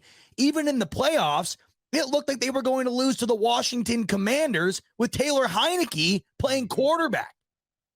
This is not going to be an immediate week 1 flip the switch and the Jets are the second coming. This is going to take time. I think they are going to be a much improved team, a team who I already think is a great team on paper and are going to be for the foreseeable future with the amount of incredible young talent they have. Yes, Aaron Rodgers, without question, upgrades this team because, frankly, anybody with a capability of going out there and having a decent performance at quarterback was an upgrade. This is a major upgrade. However, I don't see that upgrade being reached to its fullest potential on the first night of the year. We also have to remember that Aaron Rodgers is he consistently, or at least he recently has, things could be different in New York, but he has consistently neglected off-season programs, doing more than required of him in the offseason. I'm sure things will be different, but even if they are, even if he's more involved, this is a whole new roster, right? This is a whole new crew of guys he's playing with on offense outside of his cronies he brought from Green Bay, right? This is a major switch up for Aaron Rodgers. And because of that, I think it's just too tall of a task to ask Aaron Rodgers to go out on his first game in the national spotlight and beat a team in the Buffalo Bills who have cemented themselves as the best team in that division over the last handful of seasons. So I have a W for the Bills here. I think it'll be a tough game because no matter what, it's a divisional game. I just think that the difference comes down to, the Bills are coming into this season with a very familiar unit, and you're coming in with the Jets, having Aaron Rodgers be quarterbacking that team for the first time outside of Green Bay in over in 2 decades. It's a big change, and I think that plays more of a role than you'd think. I agree, man. Excellent point, though, about the continuity factor and getting things rolling, because we know Aaron Rodgers, man, and we know his patience or lack thereof for younger players, and that Jets roster is full of them. So Aaron Rodgers is going to have to be willing to deal with the growth of young talent and be patient enough to let the thing work itself out, because he was extremely frustrated last year for the majority of the season until things started getting rolling with Watson. But yeah, man. So it's gonna be hard. It's gonna be hard to imagine them coming at the gate, especially like you had mentioned with Rodgers not being one to participate in off-season programs and all that kind of stuff. So yeah, it's gonna be a tough one. It's not gonna be as easy as they may think it is. Agreed. Week 2. At home. It's the home opener for the Buffalo Bills. Ooh, shout out GQ Bob. What's he saying? You're getting him fired up, Rev? Yeah, he said, Rev, man, you got me fired up. Love Let it. him sleep. That's what I'm saying, man. You know, Rev's always got the best preachers in the game, especially when we're talking about week 1. You're not going to get more amped than that. I just can't wait for that game. I truly. It's just unbelievable. Okay, home opener, week 2. Jimmy Garoppolo, Jimmy GQ, coming to town. He is the new quarterback of the Las Vegas Raiders, and they're looking to get things back on track. Speaking of differences, I mean, this is the first time in a very long time that the Raiders are going out on the field without Derek Carr. Mm-hmm. The Raiders are one of those teams that you don't know what you're going to get from week to week. Some weeks they look great, and you think they're going to be a viable playoff contender. I thought last year they were going to be in the mix. It really just wound up hitting skids. They just did not perform up to the caliber I thought that they were going to be able to under Josh McDaniels. This year, I think they'll be a bit better, but this is back to almost the similar point I was making with Aaron Rodgers. You're talking about week 2 here, and I know the familiarity, of course, with Jimmy Garoppolo and Josh McDaniels, that's there, but it's still a whole lot of different in Vegas. And I think ultimately, outside of that, the Bills are just the better team, Rev. So I got the Bills winning this one as well. How about you? Yeah, there's not a whole lot to say about that one. I mean, I think Derek Carr would give them more of an opportunity. I'm not Jimmy G does nothing for me. I get it, Devontae Adams. I understand that, but the Bills on paper, man, have a much better team. I know they drafted the tight end that I liked out of Notre Dame, Michael Mayer, but they still have a little ways to go. They've got that hoss of a running back though, but again, I think it's just going to be too much for them to face. Bills win. Speaking of Bills win, speaking of not having a whole lot to really say about it because it just seems pretty inevitable, I got the Bills beating the Commanders on the road. I just think when you compare those two rosters, especially currently with I don't even know what the situation is really at quarterback with the Washington Commanders. The Bills are just far and away the better team. Got them winning this one. What about you? Yeah, same. Not even. I don't even blink an eye at that one. You got a pretty good start to the year, my friend. 3-0, and then look where we head next. Our good pals, the Miami Dolphins. And this time, Rev, we're not heading to Miami. Miami's heading to us. And what I meant to say is they're coming to us, and this time it's not going to be in a snowstorm. It's going to be normal weather. Mm-hmm. So no excuses from the Miami Dolphins side of things. And by the way, consequently, on the other side of things, when the Bills go to Miami, it'll be in December. There'll be no excuses about heat exhaustion for the Bills. So bitching on either side of the fan bases this year when it comes to the weather. Rev, look at, the Dolphins had our number in the playoffs. Frankly, they probably should have won with Skylar Thompson. It was embarrassing. Yeah. And, looking back on it, maybe it would have been for the best, to be honest with you, the way things went the following week. Mm-hmm. Beat us earlier in the season last year with a banged up defense with the Buffalo Bills. They were, I think in that game, missing 5 of their starting defensemen, still came incredibly close. Josh Allen had a chance to win it in the end. They could not get it done. They split the record last year, 1-1 in the regular season. Bills get past them in the postseason just barely, and they meet again here in week 4. Rev, first matchup with the Dolphins. How do you see it going down for our Bills? I think the Bills are going to lose this one. Mm-hmm. Yeah, I mean, either way, I think we're going to split. I don't see the Bills sweeping the Dolphins this year. The team is very good. I mean, we can't even poo-poo around it, right? They're a very good team. They have a good defense, and their weapons on offense pose a threat to the Bills. We saw what they did in the playoffs with Skylar Thompson. We know what they can do when Tua is healthy. You've got probably arguably, 2 of the fastest receivers in the NFL. You've got one of the best, if not the best, wide receiver in Tyreek Hill, Jalen Waddle. They don't have a tight end that they missed out on Mike Gesicki, but they have a track team on that offense, and they drafted another burner 4.32 guy, at running back. So like I think they have issues with the offensive line, but man, I don't know. I just the matchup at times, can pose problems for the Bills. Defensively for the Bills, I think we're still going to be figuring some things out. Right now with the absence of Leslie Frazier, Sean McDermott coming in, we don't have Tremaine Edmonds in the middle, so that middle of the field could be exposed. I don't know. We'll see what happens. We don't know what the middle linebacker position is going to shake out. We don't know if it's going to be rookie Dorian Williams or not. Yeah, he has speed, but can he cover those guys across the middle field? It's just a lot to figure out right now, and I think just that matchup is not good early on for the Bills. Maybe if they take this L in week 4, they'll figure some things out at the end of the year and be able to come back and win. But I'm going to go ahead and give the Bills a loss week 4 to the Dolphins at home. My only argument to that is I can't remember the last time Miami has beaten Buffalo in Buffalo. I know they were really close last year. I know Tua never has. I also agree with you that they're going to split. I just wonder if it's going to be this variation. However, I will say I think I'd rather win in Miami in week 18. Yeah, that's where I think the Bills win, because it's a lot at stake, I think, in week 18. Well, either way, I agree with you in a split there. I just think that the Miami Dolphins are too good to sweep, and I just think that they play us way too tough every time to win both. Yeah. Not saying that the Bills can't, because they certainly can, but all these games that we have seen against the Dolphins as of late, we have 3 sample sizes last year. They've been good games. Right. And you could argue the Bills were let's be real. You could argue the Bills were the inferior team in all 3 of those. Mm-hmm. You really could. You go back and watch the Bills-Dolphins game in Buffalo in that snowstorm.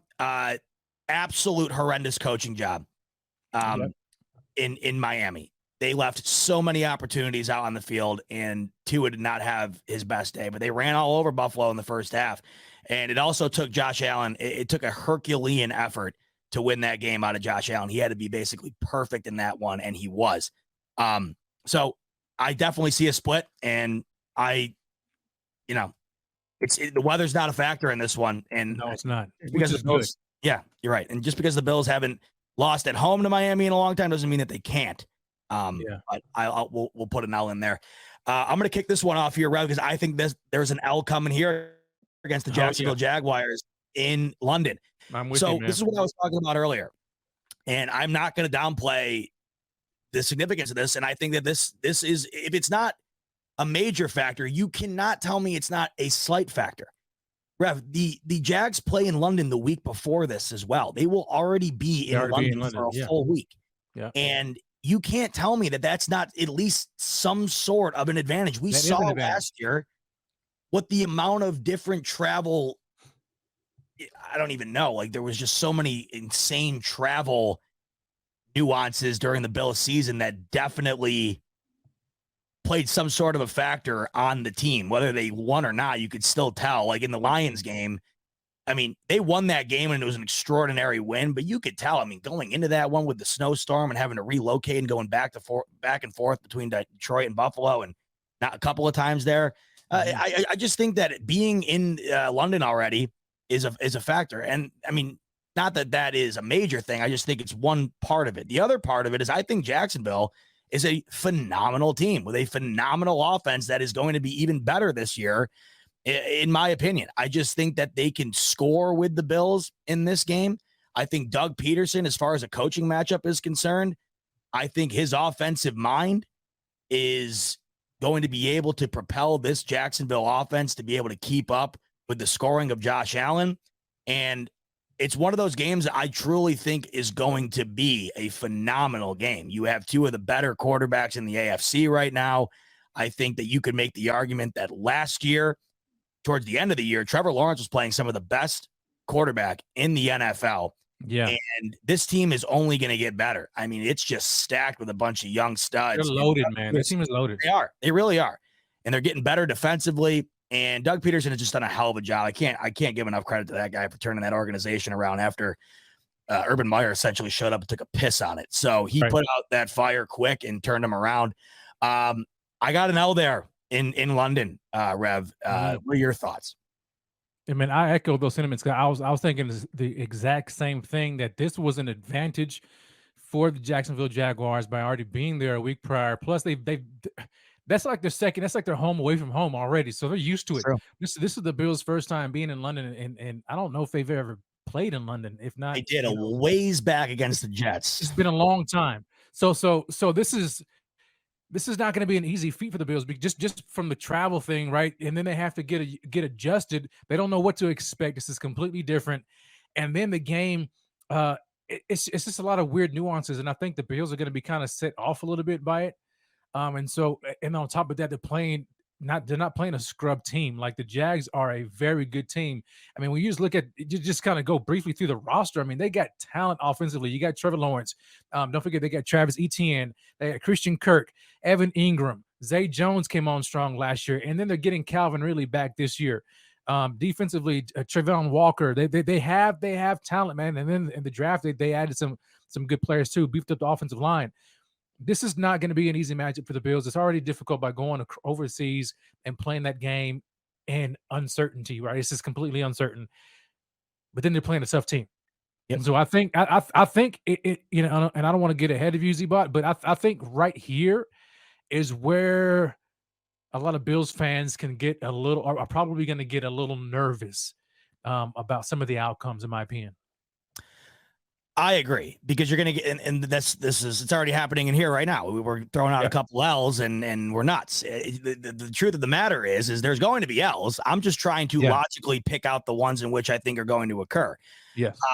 It is very fair to say that they are going to lose 1-2 to Miami. Did you watch last season? They could have easily have lost all three of them. That's to right. say that they're going to split with them is fair. To say Jacksonville is a top AFC team going into this year is fair. I'm telling you. Who, by the way, the Bills probably would have lost to had they played Jacksonville in the playoffs. I mean, you want to ask the LA Chargers, who had a 4-touchdown lead? Right. This team is not an easy out. And if you watched them last year, they got better every single week. They just improved and improved and improved. And I just think coming into this year, off of a full year with Doug Peterson, already under their belt, another year for Trevor Lawrence, experience-wise, under his belt, I think this is going to be a team that is going to be talked about a lot this coming season. So 3-2 to start. And Rev, I think your point's accurate. It's going to be one of those points in the year going into a Sunday night game against our former offensive coordinator, where Bills fans are going to be, including all of them. I know I'll be like, son of a bitch. I'll be like, you got to be kidding me.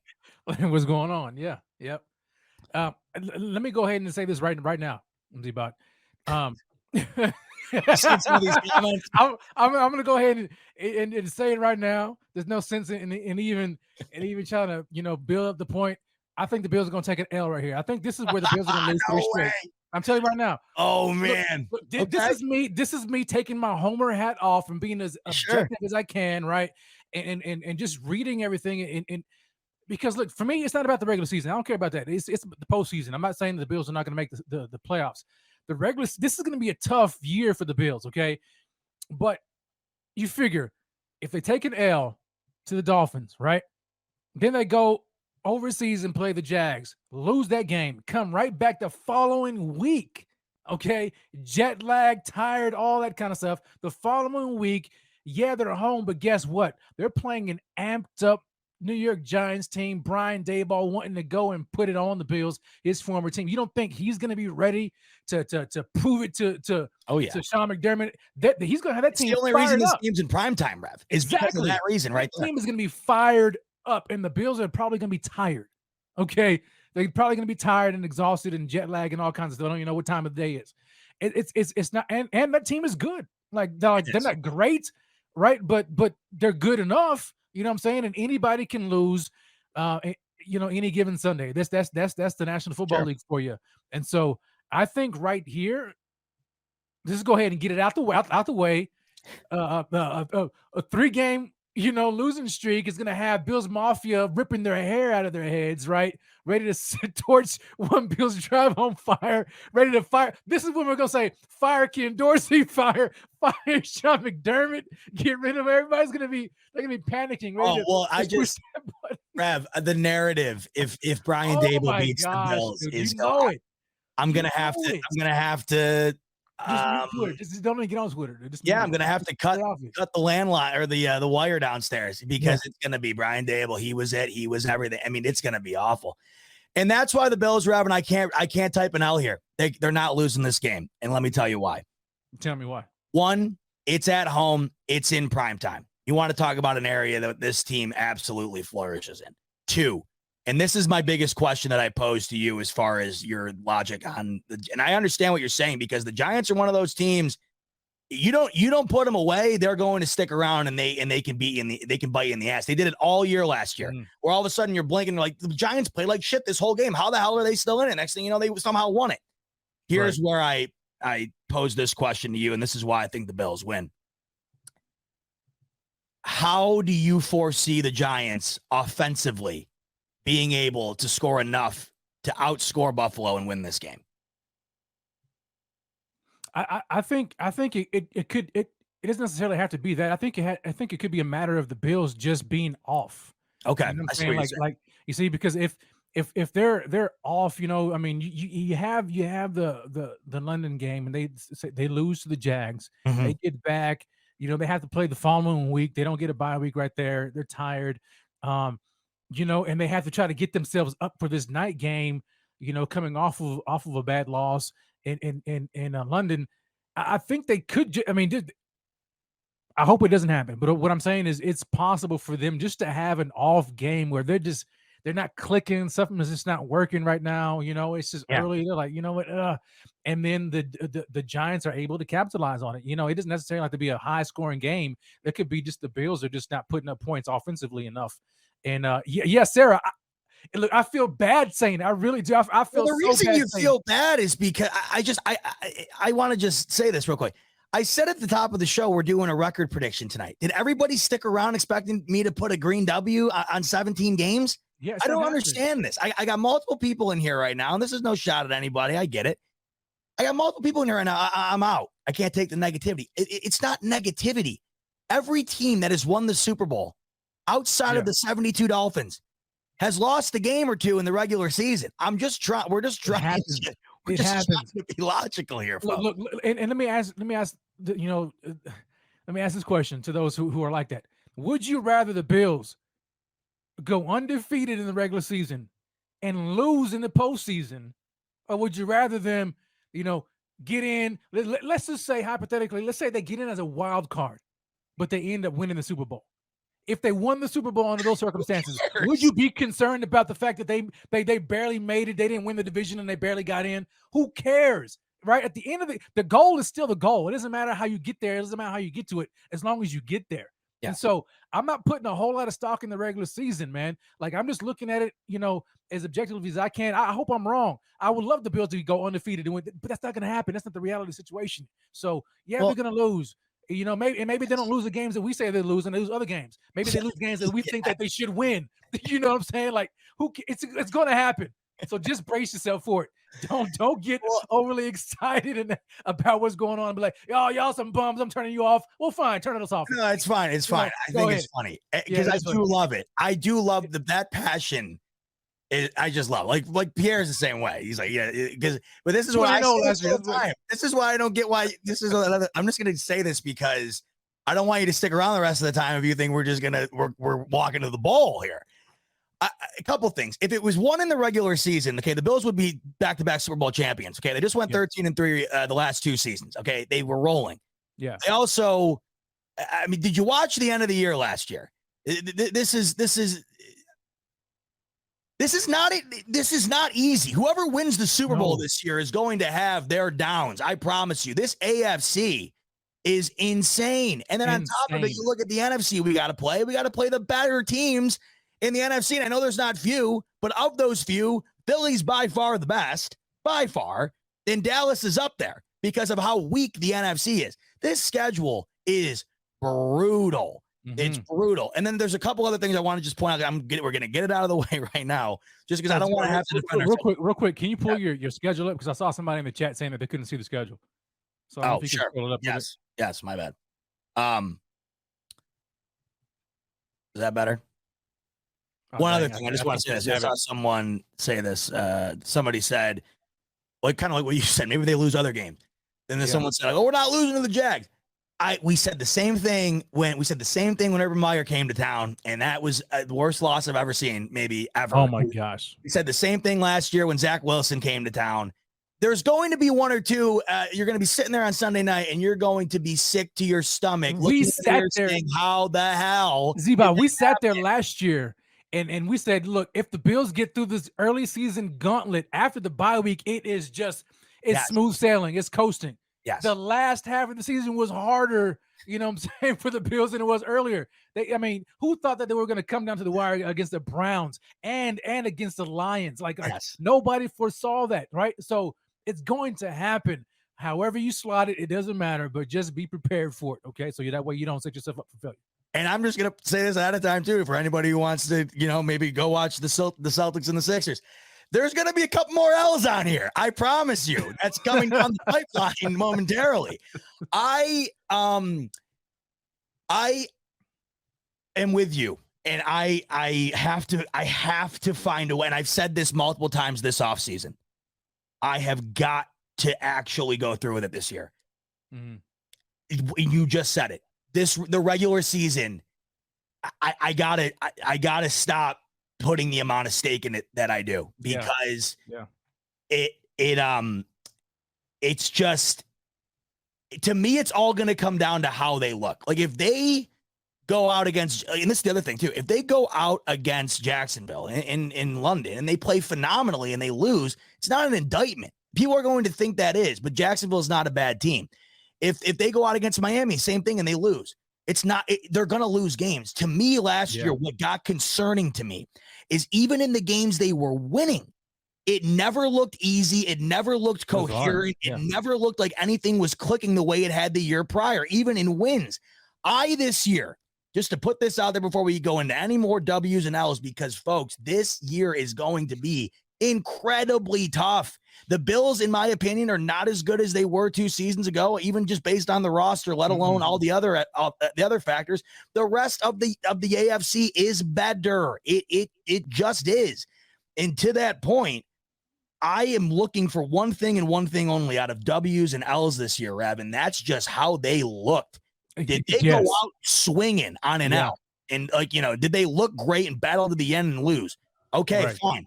If they beat the Commanders, Rev, for instance, if they beat the Commanders and they play like absolute ass and win by 3, to me, the sentiment of that is going to feel almost the same as if they, go out against the Chiefs and lose really, really close in the regular season. It's going to me, because we already know, based on the pedigree of this team, that it's postseason is what you're focusing on now. Right. I want to be able to have a good sense going into the postseason that this team is ready to rock with anybody. I think towards the latter half of the year last year, we were getting the vibe. I was shaky, man. Kind of falling behind a bit. I didn't feel it.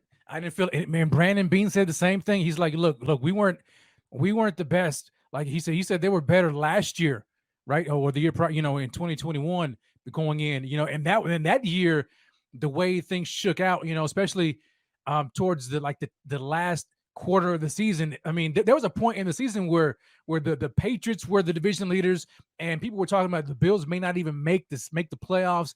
And if it were not for the Patriots just completely just fumbling the last quarter of the season and the Bills winning the final 4 games of the regular season, it could have been different. But that year, closing out the regular season and then going into the playoffs, that team looked ready. They looked unstoppable. They looked on fire, and they were unstoppable. Last year was not that team going into the postseason. They looked shaky. And so which team are we going to get? I don't know. Everything is still to be determined, right? When we'll see what happens. But all that matters to me is the regular season. I mean, not the regular season, how we win these games and how we lose these games and what we look like going into the postseason. That's it. Good points. And then we'll leave it at that. Just a little explanation as to why you might see a couple L's on here. Just get ready. All right. But I'm disagreeing with you though on the Giants. Right. So we'll take you put a W there. All right. That's fine. Yeah, I switched. I put you with an L and me with a W. So that way we can each have our own thing at the end of this. So all right. W there. for me, and an L for Rev. So I got him starting 4-2. Rev's got him at 3-3, and we carry that into the first matchup of the season against the New England Patriots, and it's on the road. I mean, Rev, I'm penciling in the W against the Patriots until I'm proven otherwise. Me too, buddy. Me too. Because I think this is when the Bills wake up. You know what I'm saying? Like after their 3-game skid, they get back right. They're back at home. They're getting adjusted. You know what I'm saying? All that is good. Is good to go. They go to New England, and they win. Yeah, and to that point, I'm just at the point now with these Patriots where they're going to have to prove they could beat the Bills outside of the win bowl fluke, because outside of that, they have not really been close. And it's just the gap has seemed to grow and grow, and I need to be proved otherwise. Until then, the Bills are being penciled in for a W every time against New England until I'm shown different. Speaking of penciling in a W, I got a W here at home against the Bucks on Thursday Night Football. I just don't see what we already said. Well, we don't really feel like it's a primetime game just based on the lack of a matchup here. And for that reason, I got the Bills taking it to them. What do you think about this one? Oh, I agree. Yeah, that's it. Yeah, I don't see it. Baker Mayfield going to dice us up. Baker Mayfield is not going to do it. I am in agreement with you. All right, shield your eyes, folks, because I got another L coming here, and it's at Cincinnati at Sunday Night Football. I got to stick to my same point that I just made, I guess, in some capacity about the New England Patriots. I think currently, right now, the Cincinnati Bengals they have surpassed the Buffalo Bills in the AFC power rankings as far as the team that I think is most threatening. I don't know how you could argue against it. In back-to-back years, you now have an AFC championship appearance in consecutive seasons with also a Super Bowl appearance in one of those as well. I just don't know how you could really argue against it at this point, especially when last season they got to a second consecutive AFC championship on the back of destroying the Buffalo Bills in their home building. So I think currently the Bengals have now become, to me, linear with the Chiefs as far as a litmus test for these Buffalo Bills. If they can go out in week 9 and beat the Bengals, I don't care how they do it in that one, whether it's the shittiest game I've ever seen in my life, blowout, whatever, greatest game ever. I don't care. Rev, that's going to prove so much to me in week 9 if they are able to get a win there, or at the very least, I need to see infinitely better play against this team than we saw in the postseason for me to think that the Bills at this current moment are completely lined up with the Bengals moving into the playoffs as far as teams that I think pose the most threat to getting to the Super Bowl. Yeah. Here is where I disagree with you, Z-Bot. Yeah, I don't have a big spill, about it. This is just kind of my gut on this, right? I mean, yeah, last year the Bills did not match up very well with the Bengals at all. I thought they were going to get trounced on that Monday night game. And then we saw what happened to them, at home in the playoffs. I think by virtue of what the Bills are doing up front is going to put them in a more competitive position. I don't think this Bills team is going to get run over anymore. I think that especially with the way Sean McDermott is likely going to coach defensively, be more aggressive. I don't think we're going to be seeing defense. Our secondary sitting back in soft zone coverage, against T. Higgins and Jamar Chase. I think we're going to be very aggressive, and I think that this is a game when the Bills. This is almost. I would consider this much like our Kansas City Chiefs regular season matchups. Where we're super fired up for this game. I think the Bills have something to prove. They want to get that taste out of their mouths, even though it's not in Buffalo. They still have that taste, right? Of this. I have to make this right. And I think they're going to come out firing off on all cylinders. This could be one of their best performances of the season early on. And I'm with you. It doesn't matter how they win it. It doesn't matter if it's a blowout or not. I think it's still going to be a good duel. But I see the Bills coming out on top and dare I say shocking the NFL by beating the Cincinnati Bengals in week 9 in Cincy. So, yeah, I think this is when they really just kind of make a statement and say, hey, here we are. We're not going anywhere. We just beat the Cincinnati Bengals. Let's go. And this is going to propel them going forward. I don't think it would be shocking at all. That's the thing I want to say. The Bills beating them wouldn't shock me. It's just that I think, first of all, I was in that stadium during the DeMar Hamlin game, and before that all went down, that environment for that game was the most insane I have ever seen for a football game. That you want to talk about the Bills being jazzed up for that one? Those Bengals and their fans are going to be just as jazzed. That's why it sucks that both that game and the Chiefs game are on the road. I definitely think that plays a factor, because I would take the Bills in this game. I think if it were at home, I think I might. I would definitely lean more towards them than I would currently, where I just feel like, in addition to that and what we saw last year, that's why I lean Bengals. I think it's a major factor. That environment was nasty. And I just think right now, based on what we've seen over the last year, and this is why I say I reserve my right to change, because we have no idea the differences that we could see on either side. But I just think the Bengals right now are really one of the best teams in the NFL. I truly believe that. Not that the Bills aren't, but I think that you're posing me the argument that the Bills are better when Joe Burrow and the Cincinnati Bengals have been to 2 consecutive AFC championships, won one of them and made a Super Bowl. Last year got to the AFC championship, destroying Buffalo in Buffalo. I just don't quite know where the argument right now is that the Bills are the better team, when the track record up until this point, it just doesn't necessarily prove it. You got an opportunity right here in week 9 to do so. Yeah, I see that. I don't necessarily think that the Bills have to be the better team. I think they just have to be the better team that night, because, I mean, we go back to 21, when the Bills went to Kansas City in October and beat them 38-20. I wouldn't say that the Bills are better than the Chiefs. They just happen to beat them. I mean, they built their team to beat the Chiefs. You know what I'm saying? And so I think now the Bills are. I mean, they're gonna have that added motivation to really go in there. The Bengals, they're like, we beat y'all already at home. You know what I'm saying? In the playoffs. So I mean, yeah, they may be jazzed up for it, but I think it's gonna be a whole different level of motivation for the Bills going into this game. And I think that it's gonna be a very exciting game that the Bills come out on top. You know what the Farmer's Almanac is? Am I an idiot? I don't know what the hell that is. I have no idea, man, what that is. Maybe we should use it, though. Yeah, we should. What does that mean? I don't know. I have no idea. I looked it up, and it's an almanac containing weather forecasts, planning charts. I think it's just a bunch of BS. I think it's like a book it's folklore. Yeah. So I think what we were being told is that we're making it up. And you want to know what? We're making this whole thing up. I'm just saying, oh, hey, here's what I think might happen. And by the way, this isn't what I want to happen. Just putting that out there. By the way, there's another super chat that I think I missed. I'm going to go back up here. And it was my man, GQ Bob, who came in here earlier for you. I missed his earlier. Z-Bot, mantra this year, let them sleep. The narrative this year is the Bills will regress. Yeah, okay, let them sleep. I agree. I love it. Yeah, I agree. Listen, I think that it's tough. The definition of regress is going to be depending on who you talk to. Like, if the Bills don't win 13 games, they'll tell you it was a regression. Like Emmanuel Acho, after Josh Allen has a year statistically, I guess you could say, that was marginally down from the year before. Oh, they're not a top 5 AFC team now. Like, it's just ridiculous. Man, that's so stupid.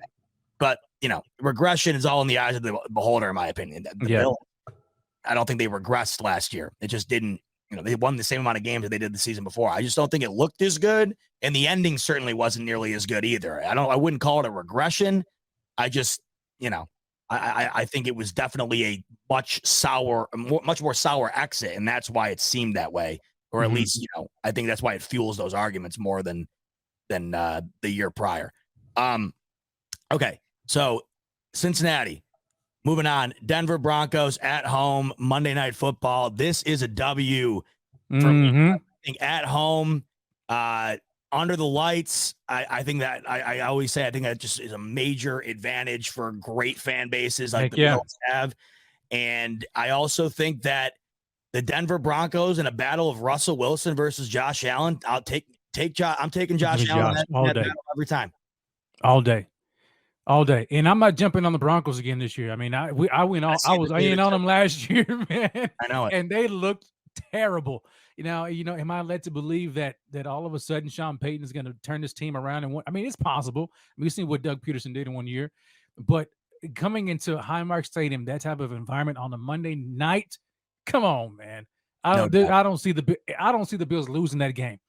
I just don't see it happening.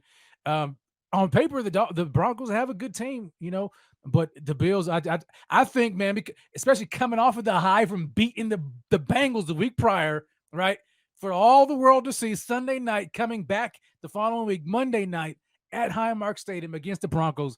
This is where we start to make more of a statement to the rest of the National Football League. I love it. W, baby. Now, this is my boldish prediction that I don't want to say bold because I don't necessarily think it's bold, but this would be considered bold. I got the Bills sweeping the Jets this year. I do. I just Z-Bot, me and you, bro. We're like right here. That right to here. me, I just think that I see it. The Jets haven't even done anything to disrespect the Bills. Yeah, I just feel like the Bills feel disrespected by the Jets, as I think they should be. Because it just seems like everybody is constantly looking for something to find outside of the Bills' play itself to give credit to another team. And they did this with Miami Dolphins a couple of seasons back. They, this is outside of the Bills, but they did this with Denver, as we keep alluding to, last year. And I think that this is exactly what's happening right now with the Jets. You add Aaron Rodgers, and all of a sudden, everything the Bills have done in the past has been evaporated in the eyes of everybody else. I don't see it.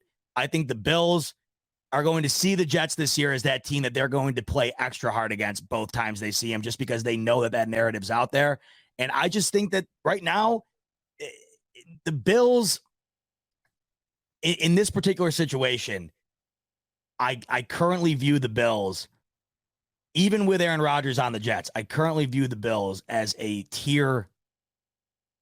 I don't know how if significance is the right word. The Jets right now have not proven to me, even though they beat him last year. I get that. You got to remember it's a divisional game. So anything can happen there. I don't see Aaron Rodgers, who lost pretty significantly to Buffalo last year with the Packers in Buffalo. I don't see him being capable of propelling the Jets against Buffalo and to be able to make them that much more viable to beat the Bills. I think he makes the Jets much more viable to win more games and be in the playoff hunt.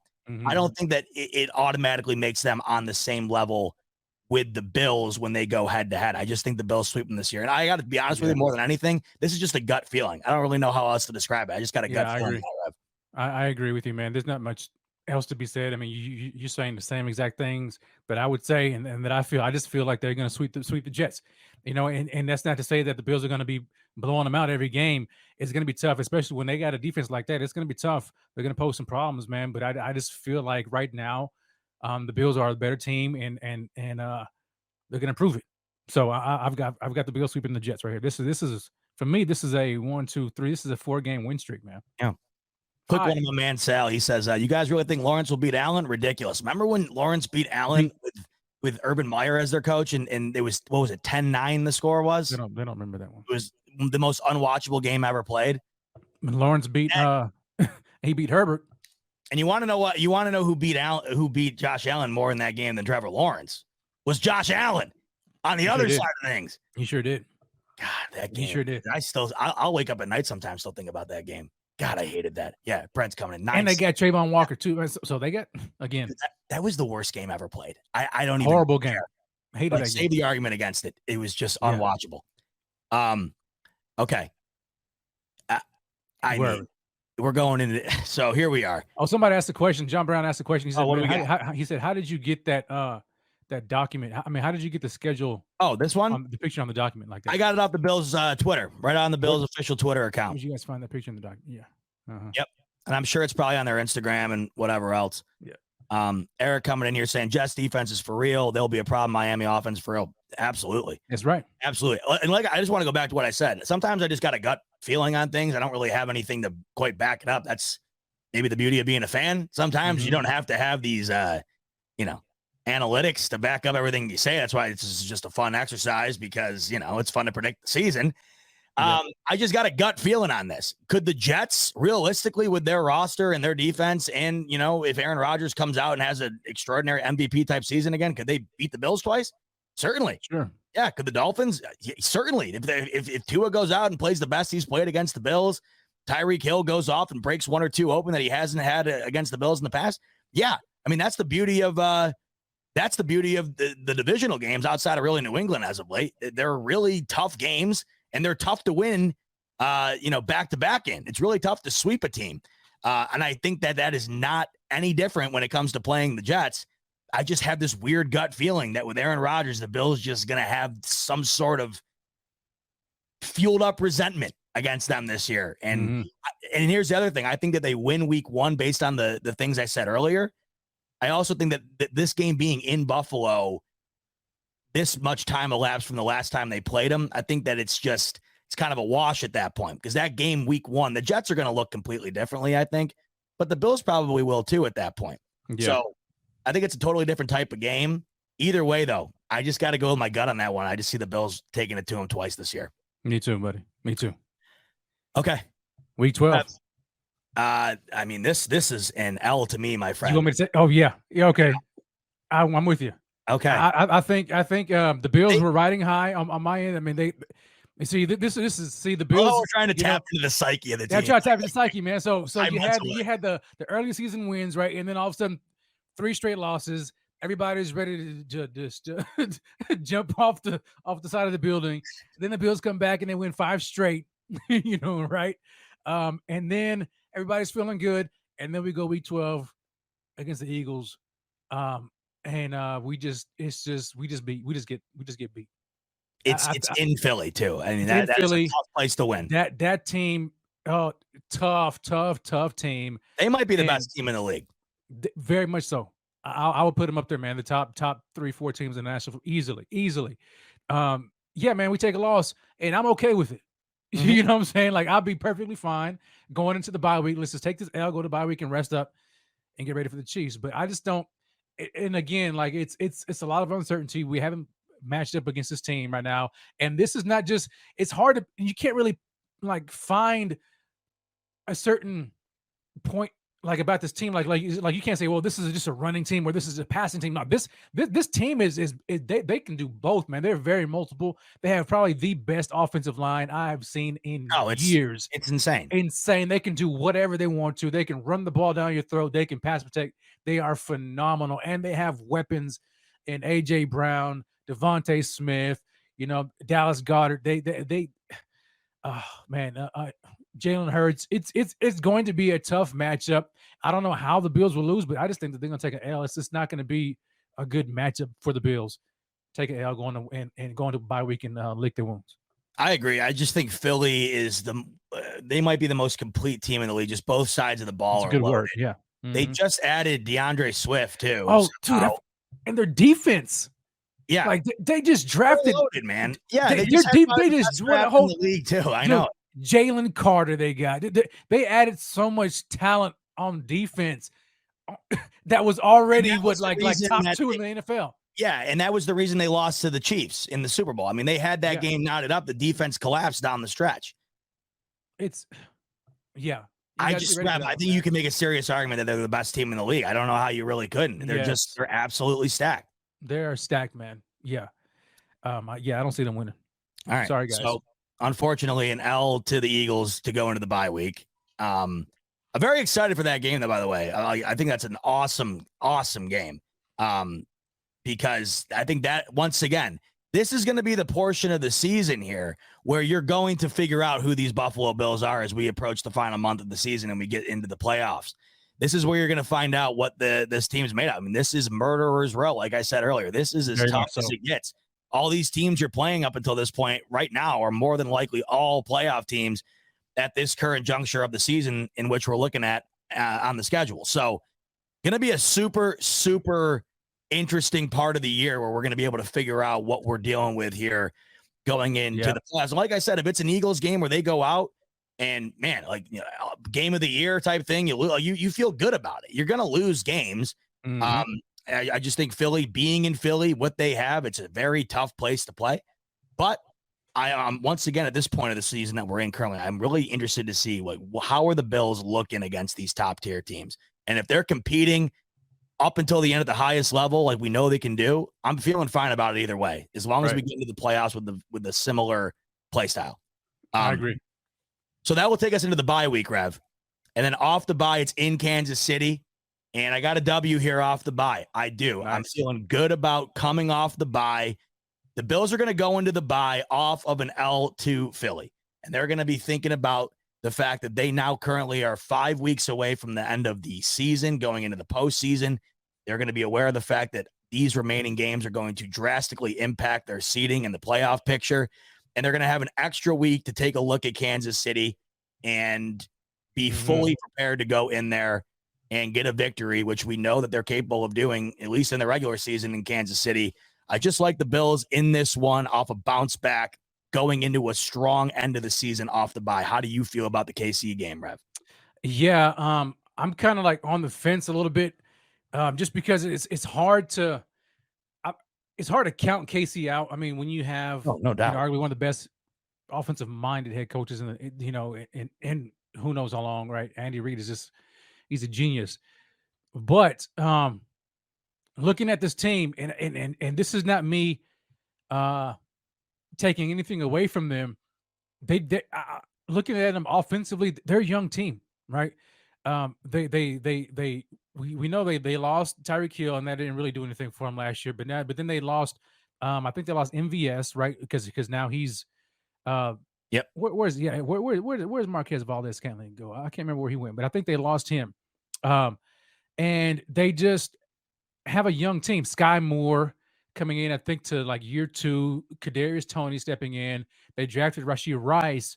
They still have Travis Kelce, but there's still some unknowns there. Again, I'm not counting out Andy Reid, but I think that the bye week is going to help. But here's where I think it's really going to come down to. By the way, Rev, I'm sorry, I just looked it up. He's still on the team. Is he still on the team? Oh, okay. Well, my bad. So they still have weapons then. So then my bad. But what I'm saying is I think that the bye week is going to help the Bills prepare for him.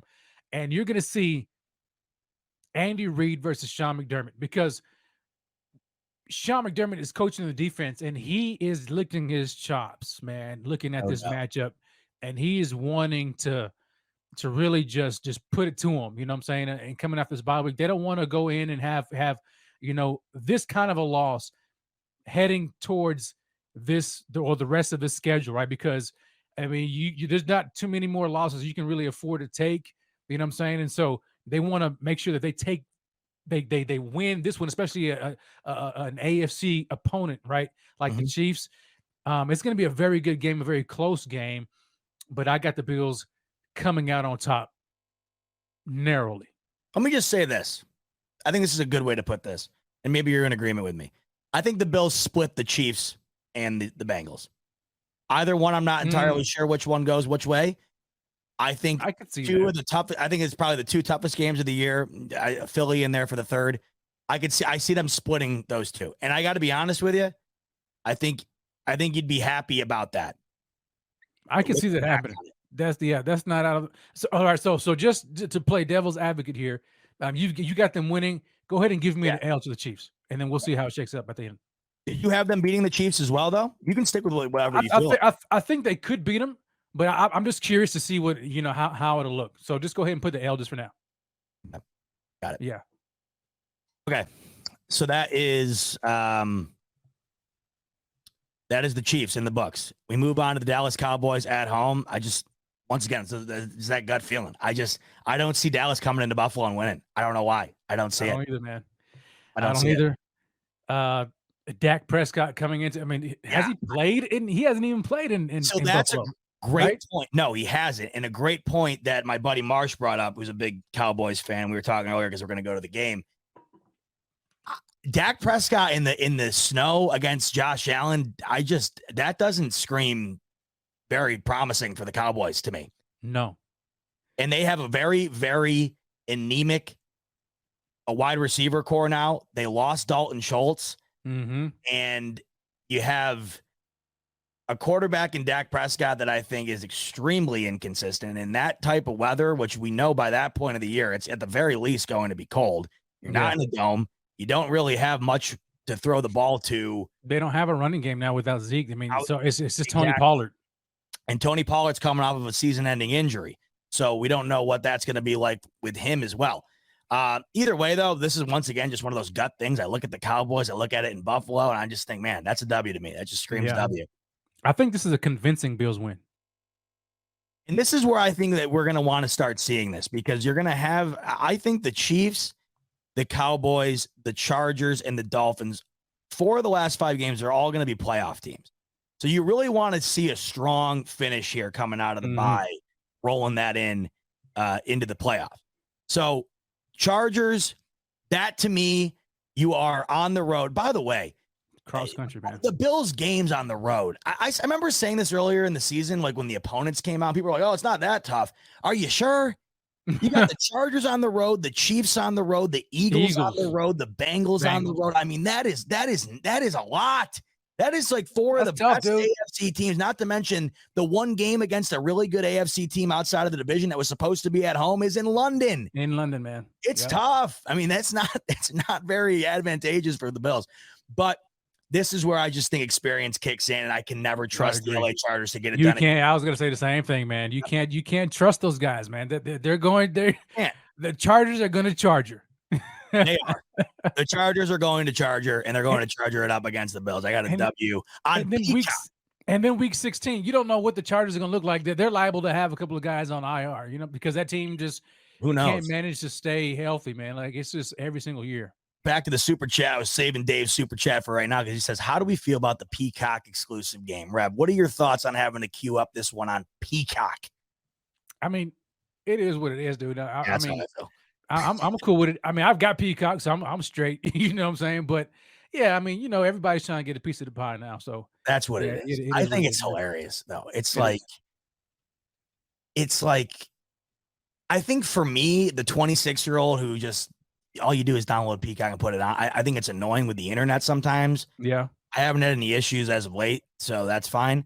I think for the older crowd, it really drives. It's gonna be frustrating. Yeah. Yeah, and I can totally get that, because you go from just clicking on channel 8 and that's the end of it. Now you got to download this and sign up for that and do this. I get it. It's annoying.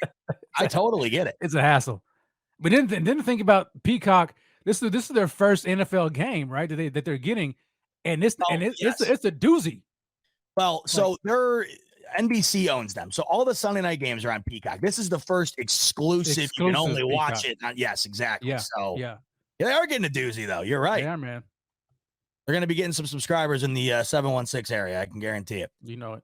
All right, moving on. In New England, once again, back to what I said earlier. I think we sweep them. No doubt. Yeah, I think we sweep the Jets and we sweep the Patriots. Yeah, so this is back to the crowd earlier. That's like, oh, you got us losing to Miami. Yeah, you wouldn't sign up for 5-1 in the AFC East, no matter how it shakes out. Come on, man. With the way it is currently, all day, every day. Sign up for that right now. Yep. W. Yeah, I don't think the Patriots have anything, man, offensively to really compete with them. Defense has gotten better. They really have. But I just think that it's just too much, man. The Bills are just too much to handle for the Patriots. And then I think we both had Miami as a W at the end of the year. Going to Miami, winning this game, which we think will both probably be very meaningful in Week 18. And so that's a W. Okay, so Rev, I actually have not kept count at all. So I'm going to see what I have going here. So here we go. Go on your side. See what you got. So for me, I got 1-0, 2-0, 3-0, 3-1, 3-2, 4-2, 5-2, 6-2, 6-3, 7-3, 8-3, 8-4, 9-4, 10-4, 11-4, 12-4, 13-4. So to everybody earlier who was tuning out because I know so much, come on, I have them going the exact same record they've gone last 2 seasons. Come on, and I would sign up for that tonight. And can I be 100% honest with everybody here? I think 13-4 is being pretty damn generous. I got to be honest. Yes, we did not give them that one stinker game. No, right? We really didn't. And let's talk about that too when we get done with this. Yeah, I want to add. Yeah, yeah, for sure. I definitely want to know what you think could be that one game too. Yeah. So I got 13-4, and I'll tell you this right now. Take it all day. The Vegas over under right now currently has the Bills at I think 11. So that would be extremely it's phenomenal. 13-4. Yes. You know how hard it is to win 13 games. This would be the 3rd straight year they did it if that comes to fruition. So. I wonder what the all about it. I wonder what the Vegas over under was for the Bills going into last year. Do you remember that off the top of your mind? I think it was 11.5 as well. I think, really? if I remember correctly. Yep. There you We go. just double check this year. So count yours up, by the way, Rob. Let me know what you got. I can't see. Oh, you can't see it? I can't see. Yeah, let me. Hold on. Looking up their over under win total. I'm almost positive. All right. 1, 2, 3. 3 Okay. 0, 3 So 2. the Bills, by the way, the Bills are over under 10.5. So I have them going over by 3 games. And this is the other thing too, to the people who, and this isn't just me, it's just to everybody who's, thinks the Bills can just show up in the 2023 and waltz into 13, 14 wins. The Vegas odds, which are incredibly sharp, those usually are very, very spot on. They got the Bills at 10.5. So the general perception right now is that the Bills are anywhere between a 10 to 11, 12 win team. And speaking of which, I just counted. I counted mine is 12-5. You did what? I said my record prediction is 12-5. Yeah. Once again, I'm signing up for 12-5. I absolutely am. 13-4, 12-5. So Billy's saying we are winning a game you think we take an L and losing a game you think you take a W. Absolutely. Yeah. Absolutely. I know that wholeheartedly. That's happening. So, with that said, Rev, I got 13-4. You got 12-5. That's pretty much like the perfect median. I think 12-5 is probably 12-5 just seems right to me for some reason. So with that, Rev, we're talking about with Billy's comment here about winning a game you think that we personally think that they won't, and then losing a game we personally think that they won't. You look at this schedule right here. Who's that one team that you could see us on a Sunday or one of the days of the week saying, how the hell did we just lose that game? Let me see here. Going through it here, because I had them losing to the. For some reason, that Commanders game is just sticking out to me. Really? Yeah, I mean it's not, and it's not really. There's nothing that really just tells me, the Commanders have the Bills number or they're. It's just weird. Like either that game or the Raiders. I hear you on the Raiders. Yeah. You know what I'm saying? Like just one of those two teams. Just kind of just one of those things where like the Bills maybe they walk in a little bit too, cocky a little bit, or they just think they have it in the bag and they just. For some reason, they just don't have it that day. I think it could be either the Raiders or the Commanders, man. And I think if the Bills lose, I think we probably swallow it better if it was the Raiders. But if we lost to the Commanders, I think that would be like, what the heck is going on here? Like, how in the world did we just lose to Ron Rivera and the Washington Commanders?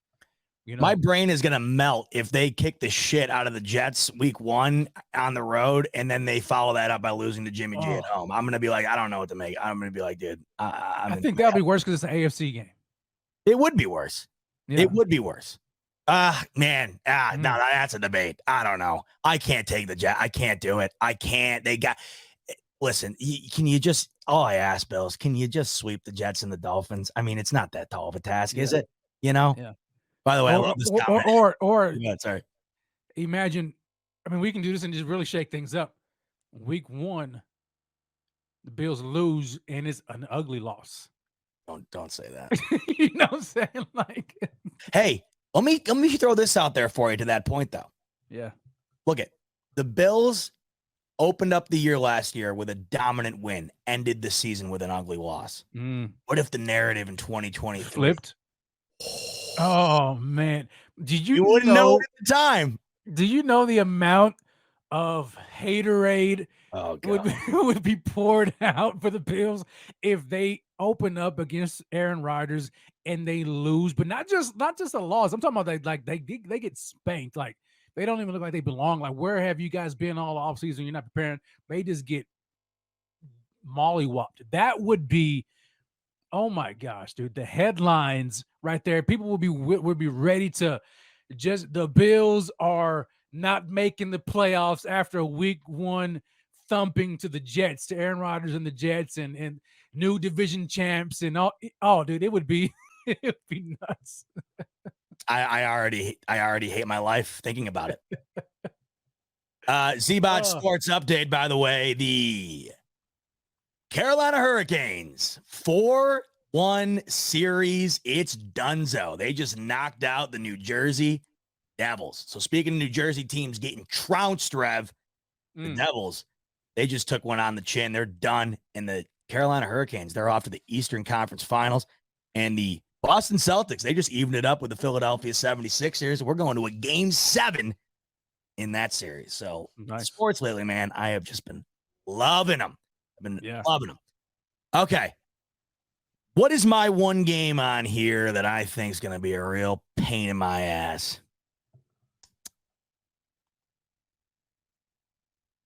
I got to tell you.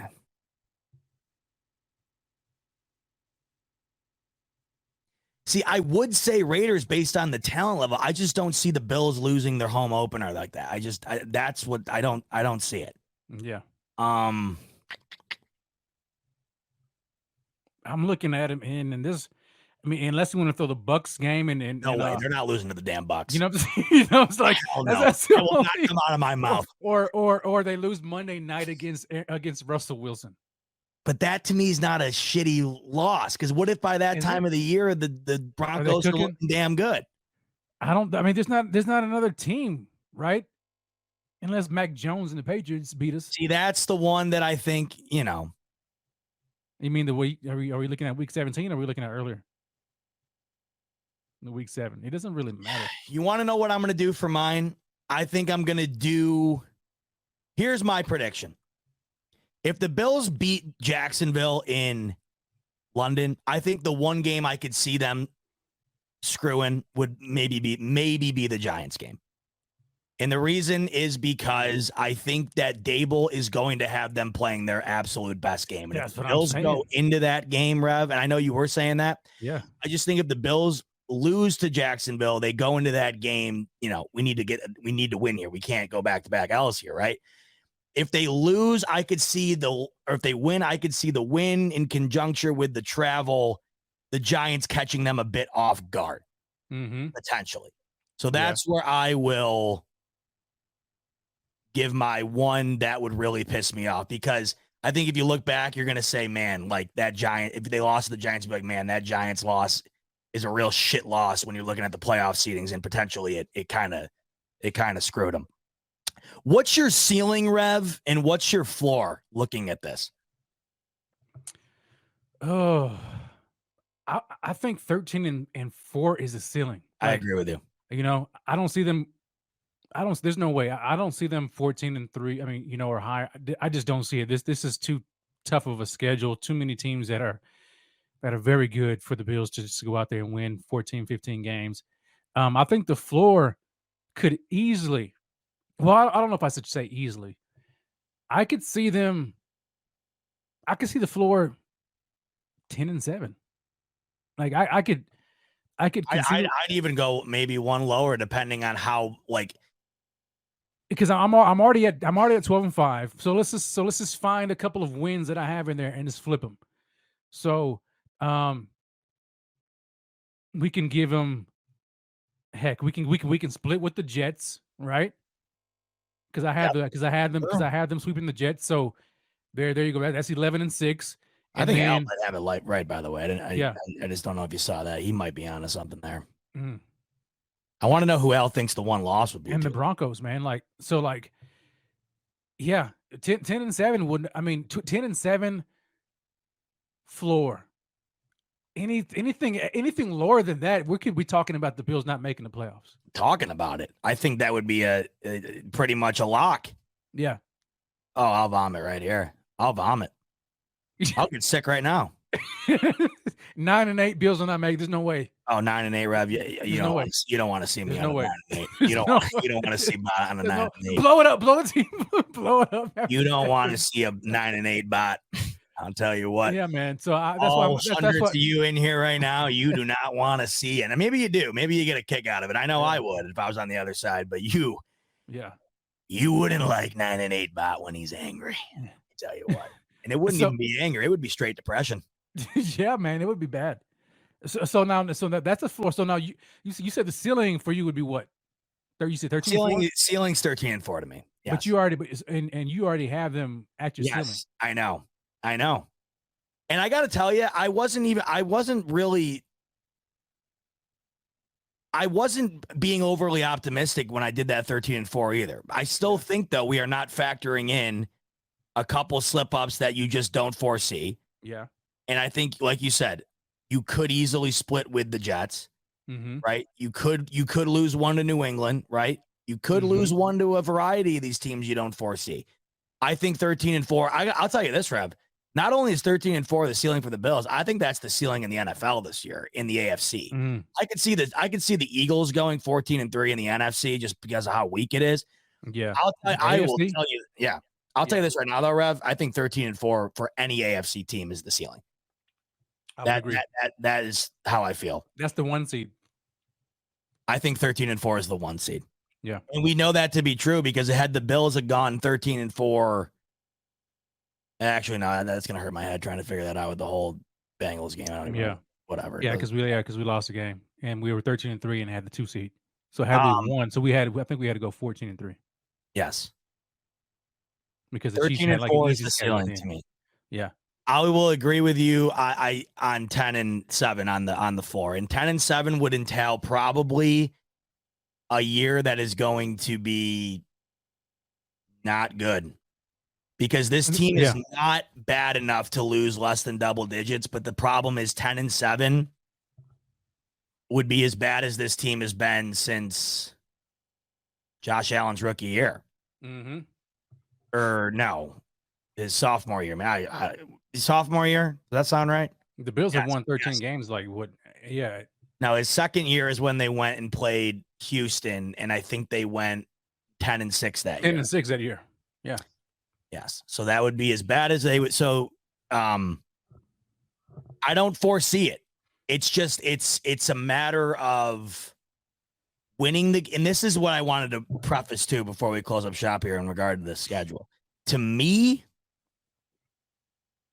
the beginning of this year of the year is so important because once you have got to like the games against the Raiders, the Commanders, the Giants, the Patriots, the Bucks, you have got to win all of those. The margin for error is so minor because once you get past like week 8, every single one of those teams, arguably, in my opinion, every single one of those teams outside of New England is going to be a playoff team.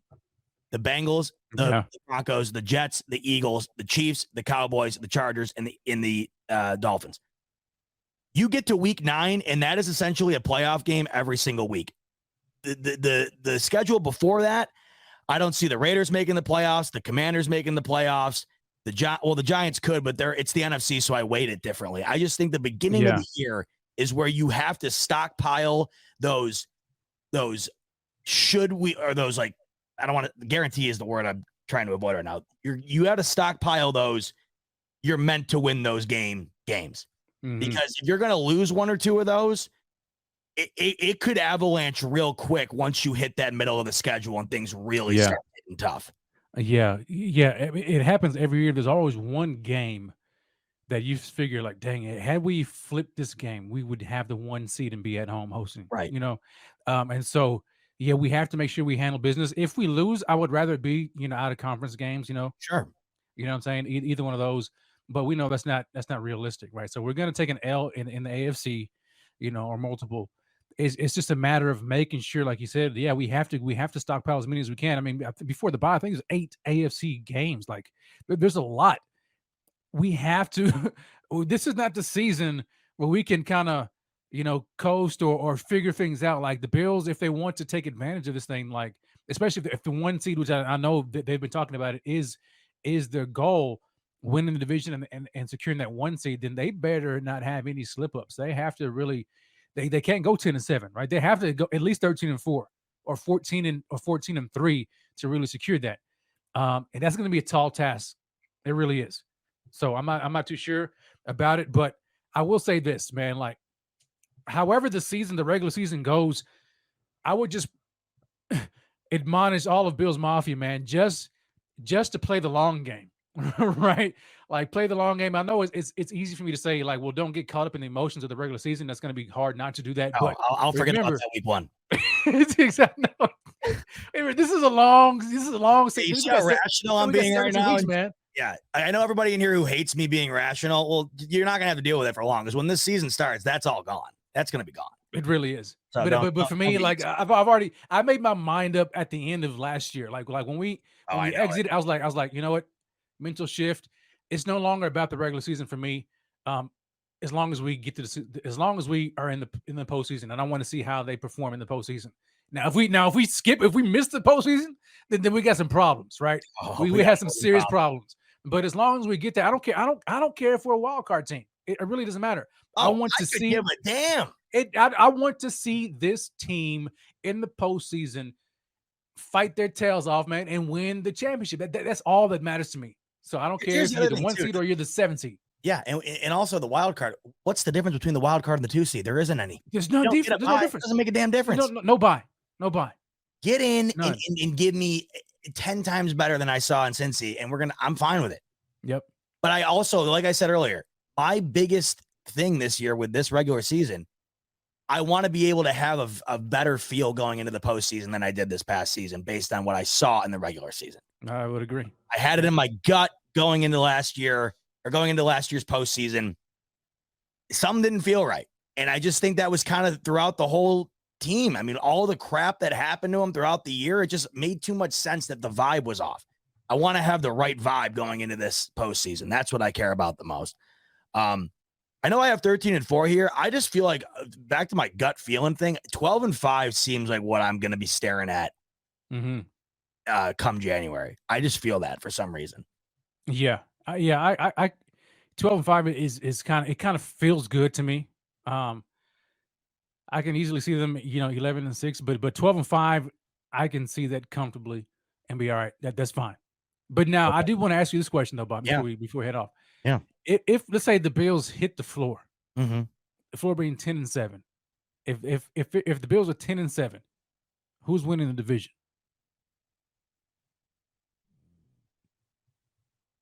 What record wins the division, and who wins it?